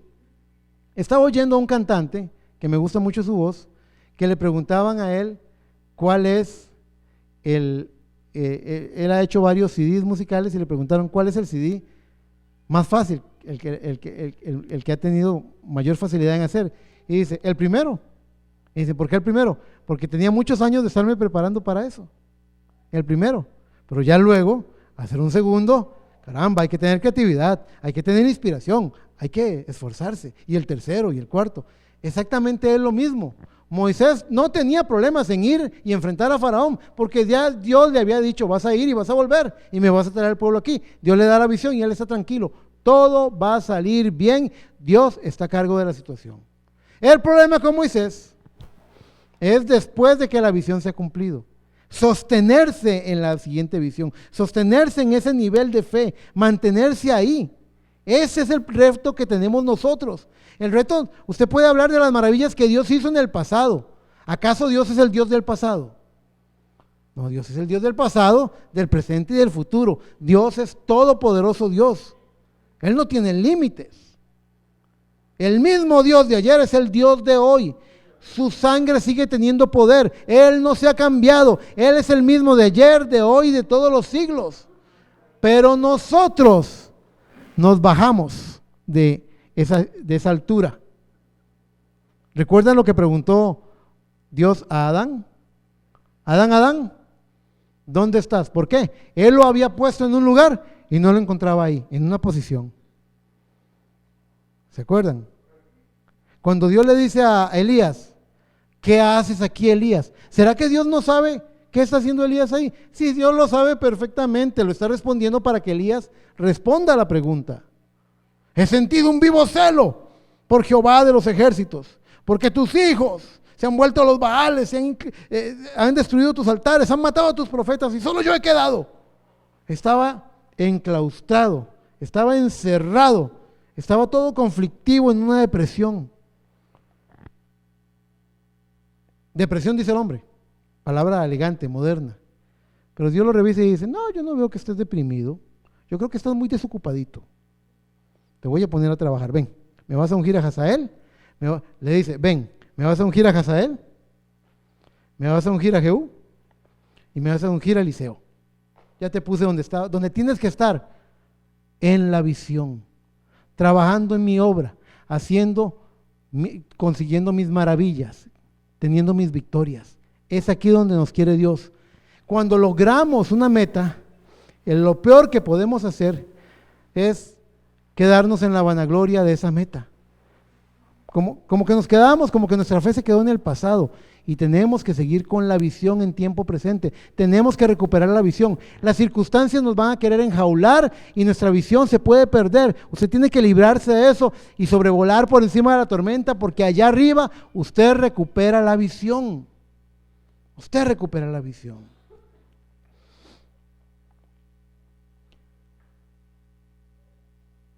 Cada creyente tiene un llamado de Dios para servirle y debe unirse a sus hermanos en una visión en común. No todos hacen lo mismo, no todos hacen el mismo trabajo en la obra de Dios, pero cada uno es una parte para cumplir la visión de Dios. Uno debería estar, eso lo aprendí hace muchos años de mi pastor, uno debería estar en la iglesia en la cual uno comparte esa visión. Si no, le va a pasar como aquellos que se iban quedando atrás en el desierto. 2 millones salen de Egipto a peregrinar. Dios no los lleva por el camino más corto. Es lo que quiero que entiendan. Muchas veces decimos, pero ¿por qué Dios lo complica tanto? Dios escogió no llevarlos por el camino corto. Fue Dios el que dijo, por ahí no los llevo. Porque ahí van a ver a los amalecitas, van a ver a los gigantes, van a ver esto, se van a desanimar. Ellos no tienen la madurez, son como niños, tengo que trabajar en ellos. Así que se los lleva por el camino de las maravillas, por el camino de las proezas. Tienen como obstáculo un océano, un mar enfrente a ellos, para dividirlo. Los lleva por el desierto donde no hay comida para darles maná, donde no hay agua para darles agua de la roca. Los lleva de maravilla en maravilla, de milagro en milagro, mostrándose ser el mismo de ayer, de hoy y de todos los siglos. Lo hace al propio, no nos lleva por el camino más transitado, no nos lleva por la pista, nos lleva por la carretera vieja, nos lleva por el camino más largo, porque está trabajando. Él tiene sus tiempos para trabajar con sus hijos, para desarrollar algo. Llegan a Cades Barnea, que significa el asiento de juicio, y allí ellos desagradan a Dios porque oyen las voces de los espías que dicen, parecemos langostas a la par de esos gigantes. Pero hay 2 que tienen carácter, Josué y Caleb, que dicen, somos más que vencedores, somos más que capaces porque Dios está con nosotros. Dios se agrada de Josué y Caleb, pero a todos los demás, a toda aquella generación, los hace morir en el desierto. Entonces, al principio, la columna de fuego se movía y se posaba en un lugar y llevaban ahí la tienda y se movían todos para ahí. Y entonces, donde la columna de fuego se movía, el pueblo se movía. Donde Dios se detenía, el pueblo se detenía. Aprendieron a obedecer, a caminar con él paso a paso. Y en el camino, la oscuridad no les daba miedo porque la columna de fuego era luz para ellos en la noche. En el día caluroso, la columna era columna de nube para hacerles sombra, para ayudarlos. Les dio maná, les dio codornices, les dio agua de la roca, milagro tras milagro, victoria tras victoria. Aprendieron a mantener los brazos de Moisés arriba para tener victoria. Vea qué montón de experiencia les dio. Pero conforme pasaba el tiempo, de vez en cuando, una familia de repente dejaba de ir a culto, por decirlo así. Cuando se movían ellos con sus tiendas, ellos ya no se levantaban tan temprano y decían, es que quiero dormir un poquito más. Y veían cómo el campamento de Dios se iba moviendo y ellos se movían, pero ya un poquito más distante, como que iba haciéndose más grande la distancia. Y uno los ve en la iglesia, uno los ve en sus actitudes y uno dice, se están distanciando del campamento de Dios. poco a poco, usted los ve, se van hasta que ya los pierde de vista completamente y ellos perecen en el desierto. ¿Por qué? Porque perdieron la visión que tenían inicialmente, porque no se mantuvieron en ella. Uno debería estar en la iglesia en la cual uno comparte la visión. Si alguno de ustedes dice, ¿cuál será la visión? Vaya donde el pastor de la iglesia y dígale, hermano pastor, ¿cuál es la visión que Dios le ha dado a usted para la obra de Dios? Cada siervo de Dios tiene una visión de parte de Dios sobre el marchar, el progreso de la obra de Dios. ¿Cómo seguir con la obra de Dios? Si es un hombre llamado por Dios, tiene una visión. Recuerden mis palabras, si es un hombre llamado por Dios, debe tener visión. Si no, ese nexo nunca se hubiera hecho y un montón de cosas no se estarían haciendo, no tendríamos campamentos, un montón de cosas no caminarían. Tiene que haber una visión, tiene que haber una visión. Y usted tiene que examinarse a sí mismo si usted está acorde con la visión. Si usted no está acorde con la visión, posiblemente esta no es la iglesia en la que usted debería estar. Hay una iglesia en la que, vamos a ver, voy a decirlo de esta forma. Yo soy una persona que no creo que el púlpito sea un lugar para decir, Lorena, usted está mal por esto, esto y esto, y sacarle la ropa sucia y evidenciarla. Yo no creo en eso. Yo no creo en eso. Creo que uno predica bajo una inspiración, y si la prédica bajo inspiración le dio a aquel, o le dio a este, o me dio a mí, era la voluntad de Dios que así fuera. Listo. Porque predicamos por inspiración. Esa es mi creencia. Existen otros púlpitos en otras iglesias donde otros siervos dicen, hay que reprender al diablo, hay que exponerlo, hay que avergonzar al diablo. Así que vuelan parejo. Y hay gente en esas iglesias que está en acuerdo y en desacuerdo. Hay gente que dice, predica hermano, está bueno, dale duro, dale más duro. Porque piensan que eso es lo que hay que hacer. Hay otros que dicen, no deberían ventilar situaciones privadas delante de las personas. ¿Cómo lo hace el hermano Eric? El hermano Eric predica bajo una inspiración, pero allá en la oficina me toca hablar otras cosas a nivel privado. Me toca ministrar a la persona en privado. ¿Qué pasa si a alguien, porque todo lo da la palabra de Dios dice, al que persista en pecar, después de habérselo dicho 2 o 3 veces, dilo en público. La Biblia dice que al que está en rebelión de pecado, al que está pecando y no se arrepiente y sigue para adelante y va, yo voy a seguir en este camino, no me importa lo que digan, a ese se le dicen las cosas en público, para que los demás teman, dice la Biblia. Es decir, que en la opinión de Dios, uno debería guardar la discrecionalidad y la vida privada de las personas, pero en cierto punto donde el pecado de rebelión está asentado, uno tiene que evidenciarlo en la iglesia y golpearlo valientemente para que los demás teman, dice la palabra de Dios. Usted podría opinar diferente, usted podría decir, no, yo no creo que eso se deba hacer así. Entonces tal vez usted no debería ir a una iglesia como esa, porque en esa iglesia donde las personas persistan en pecar, van a ser evidenciadas públicamente. ¿Comprende? Hay un momento en el cual se respeta la privacidad, pero cuando es un pecado declarado, los vecinos saben del pecado, el trabajo sabe del pecado, la familia sabe del pecado, y va a la iglesia y dice que es cristiano, y no le da vergüenza, seguro todos son así. Entonces ahí es donde el pastor se para por la verdad y dice, nosotros no creemos en eso, esta conducta de este hermano o de esta hermana está incorrecta. Y se lo hemos dicho y lo estamos declarando públicamente. Solamente así.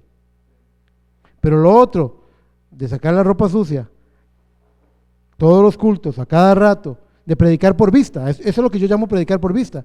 ¿Alguien viene mal vestido? Voy a predicar, cambio mi mensaje para predicar sobre la vestimenta. ¿Alguien tiene un mes de no venir a culto y viene ese día? Voy a cambiar mi mensaje para predicar, no dejando de congregarse. Predicar por vista, con intención. Llegó aquel, le voy a dar por este lado. Yo no creo en eso. Y si usted cree que debería hacer eso, entonces posiblemente usted y yo tenemos visiones diferentes y usted debería estar en una iglesia donde prediquen y practiquen esas cosas. Porque si no no va a estar acorde a la visión. Cada hermano, cada hermana debe hacer una visión conjunta y trabajar juntos por el reino de los cielos. Y les voy a traer, les tengo una lectura. Vayan por favor a Números 11. En Números 11 vamos a encontrar una historia muy bonita. ¿Se imagina que tuviera que hacerlo todo en la iglesia? Ser el maestro de escuela dominical, ser el diácono, ser el director, ser el ujier, ser el que barre, ser el que recoge la ofrenda, ser el que predica, ser el que toca el piano. ¿Se imagina que todo fue? ¿Cuántos están contentos de que tenemos buenos músicos y buenos cantantes en la iglesia? Hoy al hermano Eric le tocó cantar un poquito porque oren por el hermano Manfred, que está lastimadito de la garganta, y el hermano Josué anda en el puesto del deber.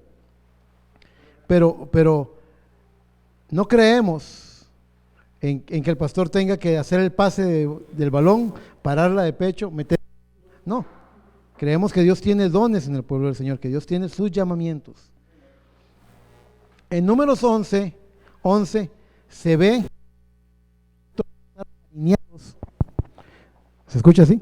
Todos tenemos que estar alineados a un mismo propósito. Números 11:11 dice: y dijo Moisés a Jehová, ¿por qué has hecho mal a tu siervo? ¿Y por qué no he hallado gracia en tus ojos? Se parece al hermano Eric cuando le reclama a Dios, ¿verdad? ¿Qué has puesto la carga de todo este pueblo sobre mí?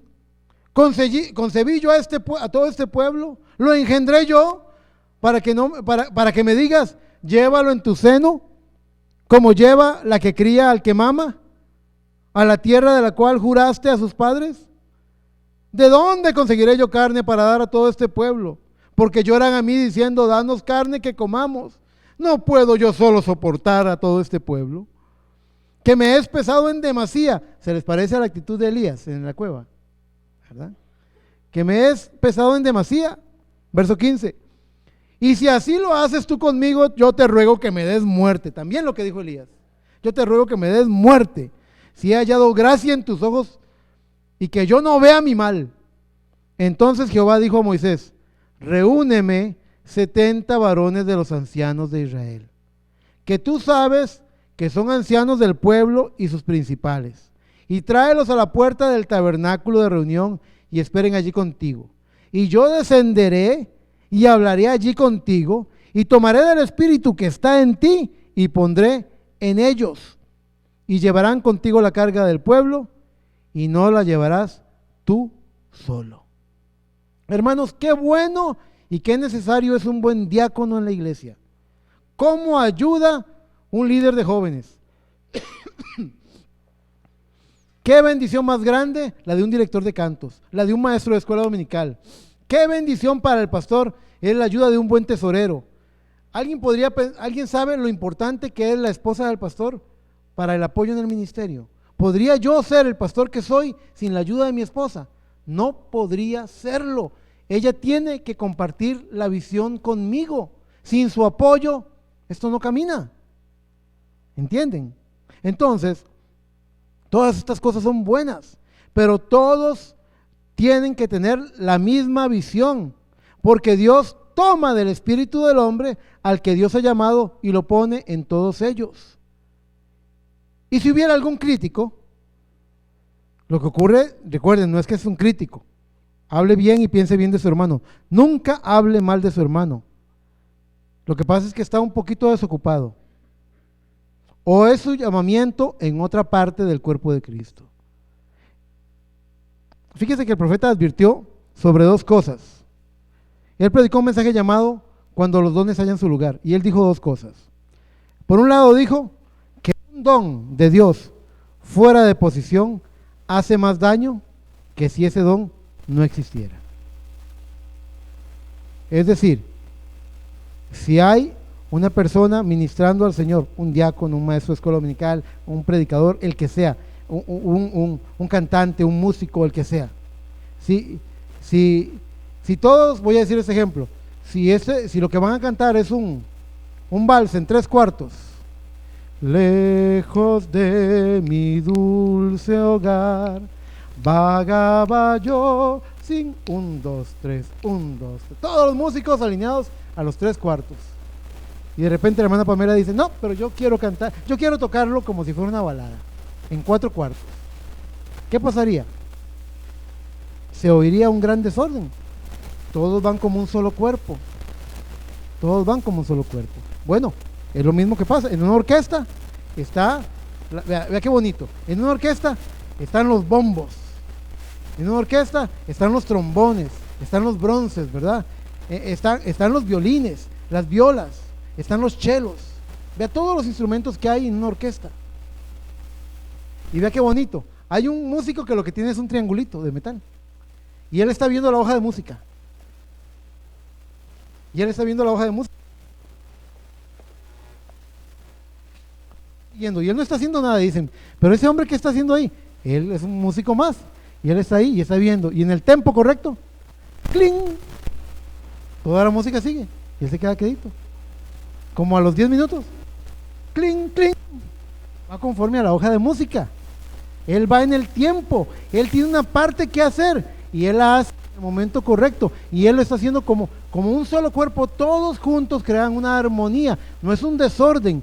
Es una armonía hermosa, preciosa. Eso es lo que es el cuerpo de Cristo. Dice Pablo en 1 Corintios 12, porque no soy mano, entonces no soy parte del cuerpo, porque no soy ojo, no soy parte del cuerpo. No, usted es lo que le ha tocado hacer en el cuerpo. Pero ¿cuántas cabezas tiene en el cuerpo? Una. ¿Y qué es lo que hace? Cuando mi mente dice, vamos hacia la izquierda, mi pie derecho dice, no, vamos hacia la derecha. ¿Cómo se llama? Vea, hay una enfermedad que se llama Parkinson, donde se va perdiendo control sobre el cuerpo. Y usted ve que tiemblan y se estremecen. Y la mente le dice, mano, quédate quieta. Y la mano desobedece, la mano no hace caso. El cuerpo está enfermo. Un cuerpo sano, la mente dice, mano, aquí estoy. Truena los dedos, aquí ya lo hice. ¿Entiende? Está porque hay una cabeza que gobierna todo el cuerpo. Eso es lo que hablo cuando hablo de visión y propósito. Hay muchos propósitos diferentes en el cuerpo de Cristo, pero hay una visión, que es la visión que Dios tiene para el cuerpo de Cristo. Hay muchos propósitos que todos se amalgaman, se unen, se mezclan, se juntan en el gran propósito que es darle la gloria a Dios. Estos ejemplos que vimos hoy, como el de Moisés, Moisés tuvo sus fallas en el momento en el que él no estaba en el motivo de Dios, no estaba enfocado en la visión de Dios y sencillamente lo hizo en una forma diferente a como Dios lo hubiera hecho. Nosotros, cada uno de nosotros como miembros del cuerpo de Cristo, les voy a leer esto, no vaya usted, yo se lo voy a leer. Dice 1 Corintios 12:22, dice, antes bien los miembros del cuerpo que parecen más débiles son los más necesarios, y a aquellos del cuerpo que nos parecen menos dignos, a estos vestimos más dignamente. Y los que nosotros son menos decorosos, se tratan con más decoro. Porque los que en nosotros son más decorosos no tienen necesidad, pero Dios ordenó el cuerpo dando más abundante honor al que le faltaba, para que no haya desavenencia en el cuerpo, sino que los miembros todos se preocupen los unos por los otros.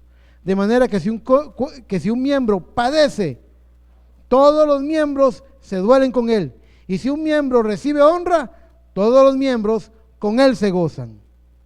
Vosotros pues sois el cuerpo de Cristo y miembros cada uno en particular.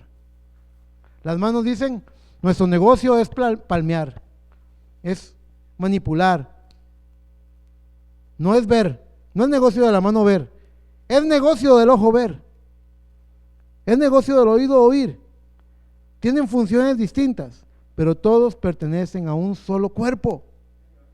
Así nosotros tenemos que entrar en una visión en forma conjunta, y la visión nos va a guiar a hacer la voluntad de Dios.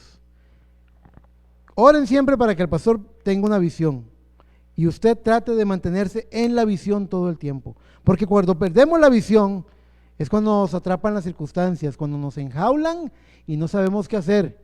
Hombres tan grandes como Juan el Bautista perdieron la visión y después de haber afirmado, este es el Cordero de Dios que quita el pecado del mundo, retrocede y manda a preguntar si él era el que había de venir. Moisés, el hombre más... Vea, noten ustedes lo que pasa cuando uno termina una tarea. Dios nos dio el templo, muy bien, gloria a Dios, Dios nos dio el templo. El propósito de Dios no era que tuviéramos un templo. Esto es un insumo, es un recurso, es un medio, pero Dios tiene un propósito que debemos seguir adelante. Si ya esto lo terminamos, como dice la palabra, siervo malo y negligente soy, porque el trabajo que tenía que hacer, ya hice. ¿Cuándo llegamos a ser el siervo malo y negligente? Cuando no tenemos algo que hacer. Manténgase en la obra, manténgase enfocado en la visión, siga sirviendo al Señor, no deje de congregarse, no deje de orar. Dios tiene un propósito para usted todo el tiempo. Dios los va a usar. No tenemos críticos en la iglesia. Claro que sí, hermano. No hay críticos. Lo que tenemos es gente desocupada, gente desenfocada de la visión. Pero en el momento que reconozcan la visión, van a encontrar su lugar. El mensajero dijo, cuando los dones hayan su respectivo lugar, todo se vuelve bendición. He visto gente que es sanada por un canto. He visto gente que es sanada por una prédica.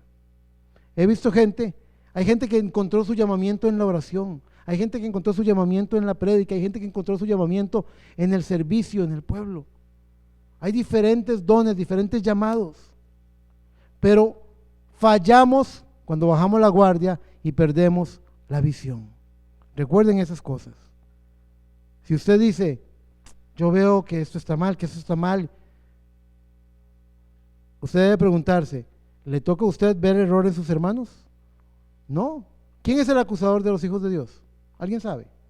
El diablo. Ese es el trabajo de él. No le haga el trabajo al diablo. Es que yo veo que ese hermano no hace esto y yo hace eso. Caramba, el diablo está de vacaciones y usted le está haciendo el trabajo. No. Párese por su hermano. El pastor dijo, aquí no hay críticos. Hermano, si viera cómo hay gente que critica, aquí no hay críticos, aquí hay gente desocupada nada más. Gente que cuando entre en la visión va a encontrar su lugar en el cuerpo de Cristo. Somos los hijos de Dios, somos hermanos los unos de los otros y nos protegemos los unos a los otros. Eso le agrada al Señor, eso es una muestra de carácter. Hermano, yo no soy nada. ¿Quién dice que no? Puede ser que usted no esté haciendo lo que Dios quiere que haga también, eso es diferente. Pero hay una visión que tenemos que alcanzar. ¿Y cuál es la visión ahora, hermano Eric? Bueno, yo les he dicho, queremos retomar los cultos evangelísticos, queremos ir a los campos blancos, queremos alcanzar familias, almas, queremos trabajar. ¿Qué participación tengo yo en eso? Acérquese y averigüémoslo. Al principio les puse yo, por ejemplo, al hermano Josué. Al hermano Josué lo tenemos ciertos miércoles y no los he soltado. Si ustedes se fijan, el miércoles, un miércoles predica Leyman, un miércoles predica José, un miércoles predica el hermano Edén, los tengo ahí. Y el hermano Edén aquí es testigo, que yo le digo la semana anterior, y usted, tras anterior, perdón, ¿y usted qué horario tiene esta semana? Estoy saliendo de noche. ¿Y la próxima qué horario va a tener? Me dice, no sé, apenas lo sepa me lo dice, por favor. El lunes le digo, hermano, ¿qué horario tiene? Me tocó en la mañana. Entonces, ¿puede venir al culto? Yo pienso que sí. Se prepara, por favor. ¿Por qué? Porque se están entrenando.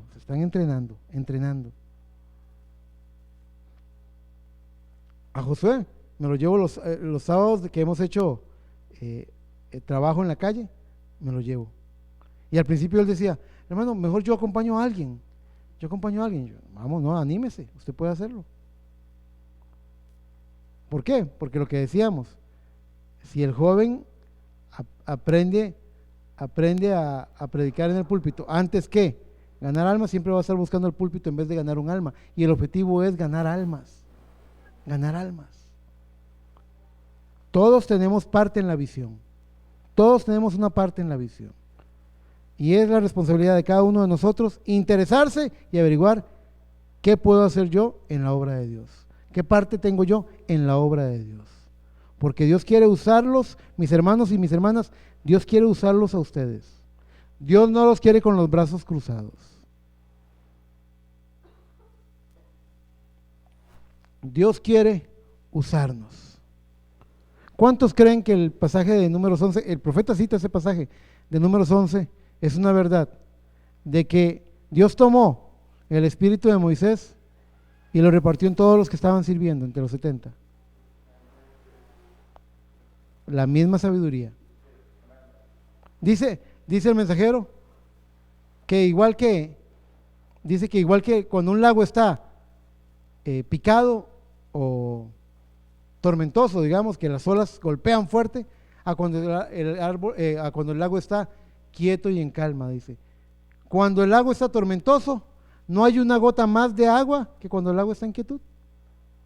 Se ve más, se revuelve más, pero es la misma cantidad de agua. Dice, eso fue lo que pasó con Moisés. Dice, en Moisés había una unción.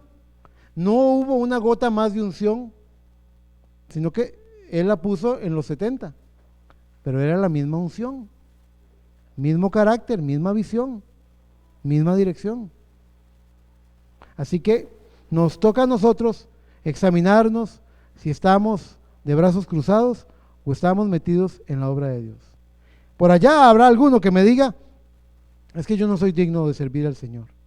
No soy digno ni siquiera de pasar la escoba aquí.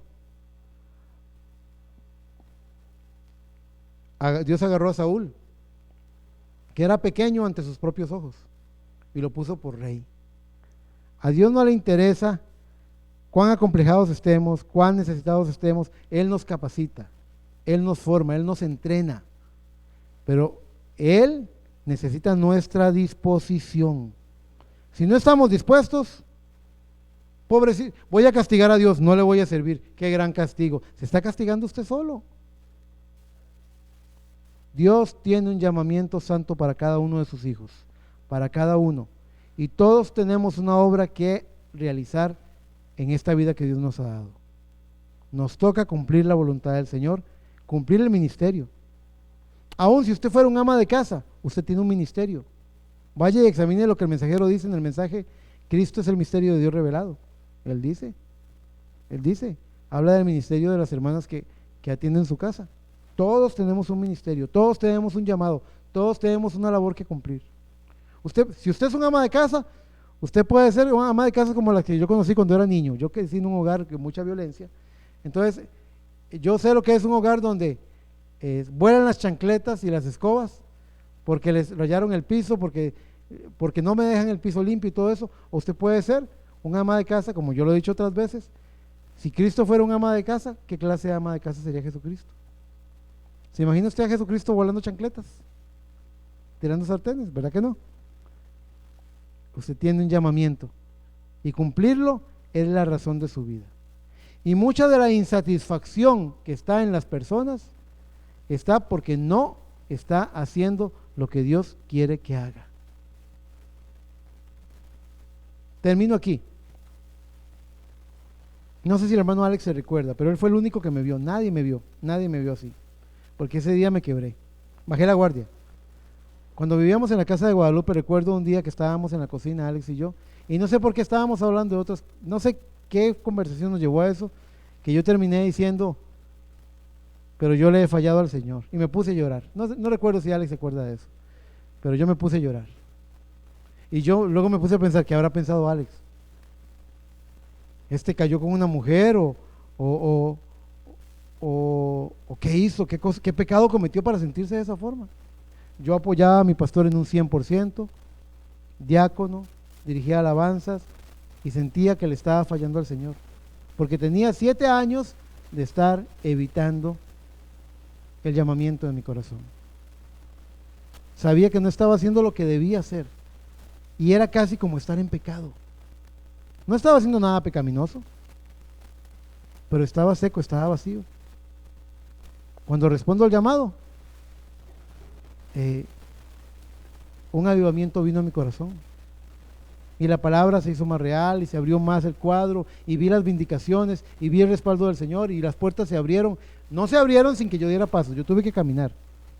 Hay que tener fe, sin fe es imposible agradar a Dios, pero usted ese hueco en su corazón no lo va a llenar hasta que encuentre su lugar en Cristo y responda al llamado que Dios ha hecho a su vida. Cuando usted responda al llamado que ha hecho a su vida, Usted va a ser lleno de gracia, va a ser lleno de paz, va a ser lleno de gozo, va a tener una visión, va a tener un desafío, va a tener un propósito, una vocación, una pasión. Deleítate a sí mismo en el Señor. Fue lo que dijimos.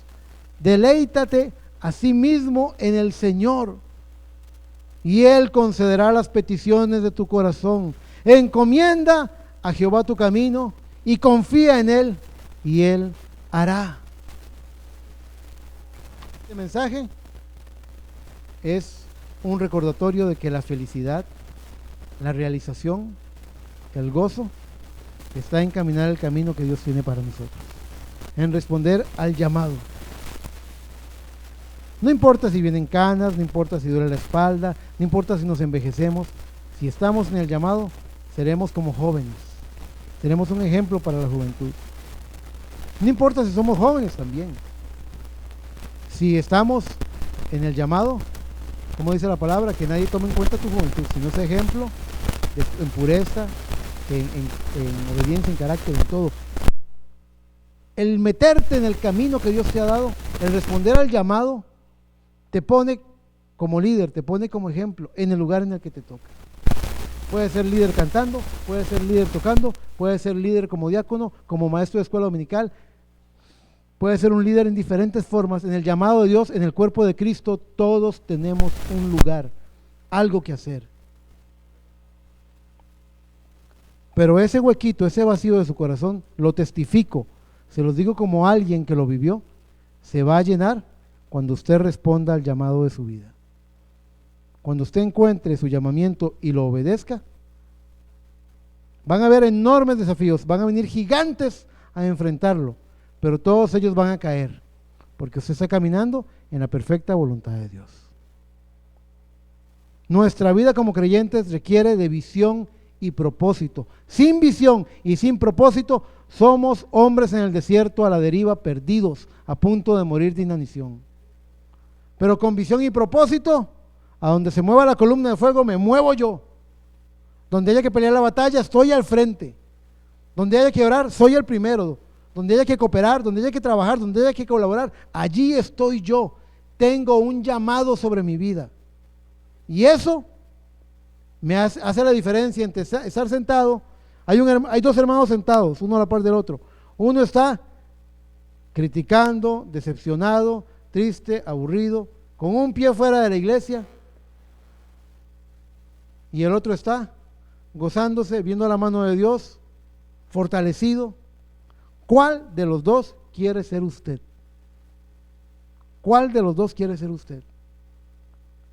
La vida del creyente necesita visión y propósito.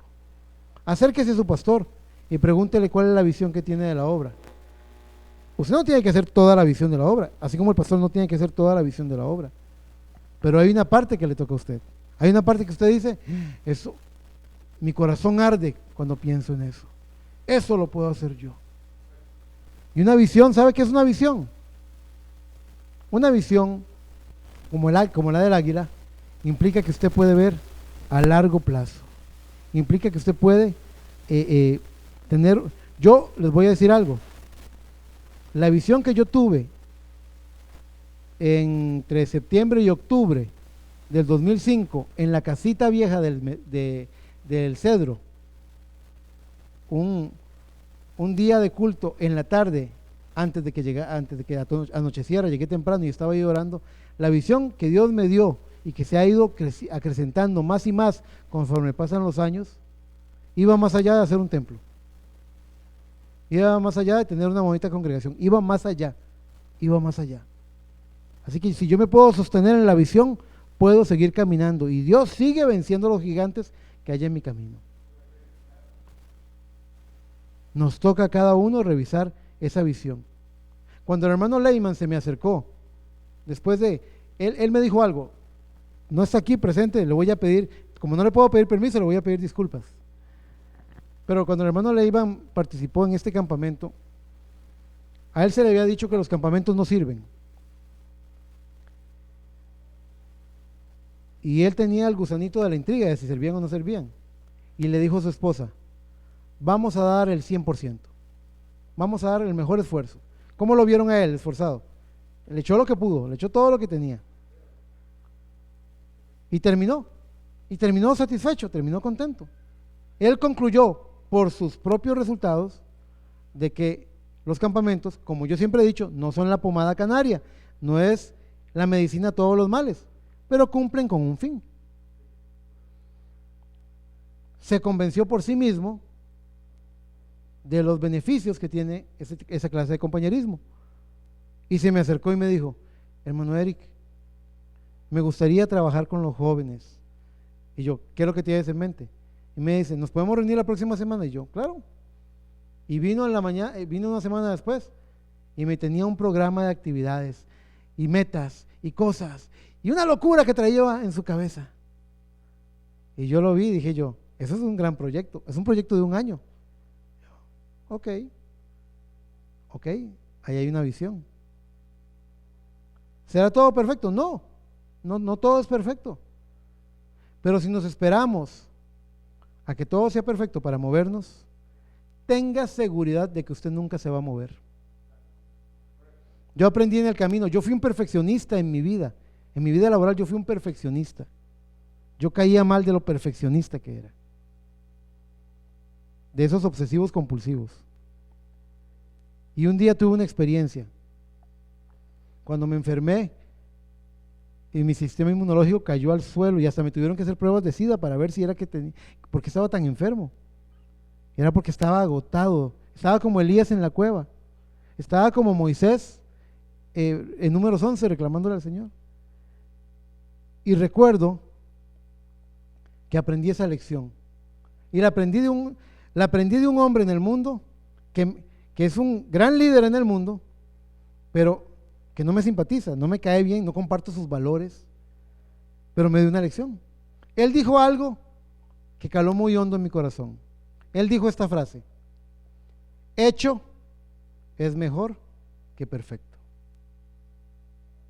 Hecho es mejor que perfecto. ¿Qué significa eso? Habla de una enfermedad que tienen muchas personas, la parálisis por análisis.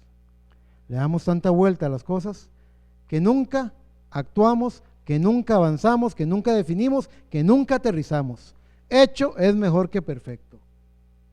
Cuando Pablo salió a predicar porque Dios lo llamó a él y a Bernabé, sale a predicar y cuando llega a Listra, el Espíritu Santo no le permite predicar. Y llega a otro poblado y no le permite predicar. Y llega a otro y no le permite predicar. Ya me imagino la frustración de Pablo diciendo: ¡ay, Señor, me mandas a predicar y no me dejas predicar! Cuando Moisés sale, ¿por qué Moisés se va a Egipto a enfrentarse a Faraón? ¿Quién lo manda a él? Dios lo manda. Y dice la Biblia que en el camino hacia Egipto, donde iba a libertar a Israel, el ángel del Señor estaba buscando a Moisés para matarlo. Explíqueme usted eso a mí. No había circuncidado a su hijo. Ve, todo tiene un lugar, todo tiene una explicación. Dios no quiere, usted va a arrancar como arrancó Pablo, y Pablo empezó mal y Dios lo corrigió y le dijo: es de esta forma. Y usted, si esa es la verdad, si usted no puede esperar a que las cosas sean perfectas para arrancar, porque si no nunca va a arrancar, arranque ya. Y sepa de una vez, se lo digo, que en el momento que usted arranque con la respuesta a su llamamiento, va a empezar mal, se va a equivocar, va a cometer errores. No es que tal vez cometa algún error, no, se va a equivocar, sépalo de una vez, se lo advierto, se va a equivocar. Y si usted dice: ay, mejor no me muevo para no equivocarme, nunca va a avanzar.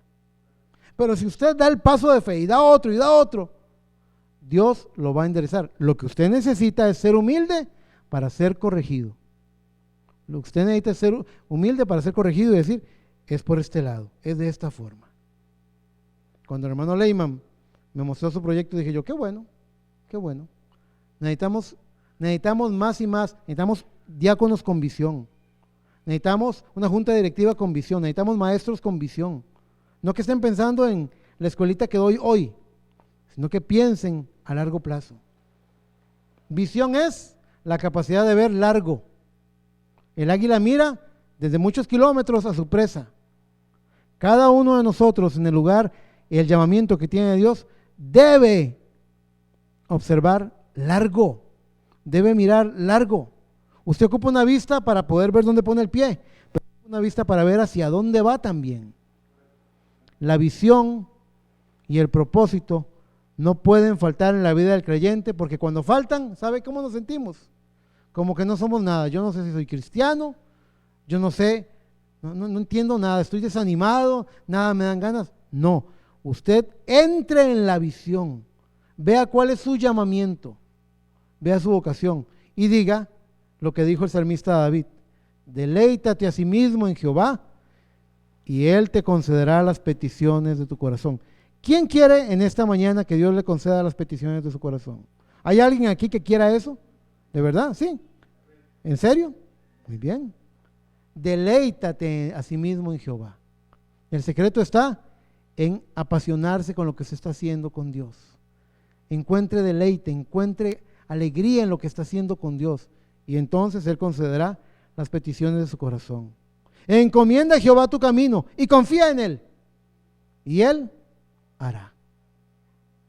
Enamórese de esa promesa y revise su visión, revise su visión.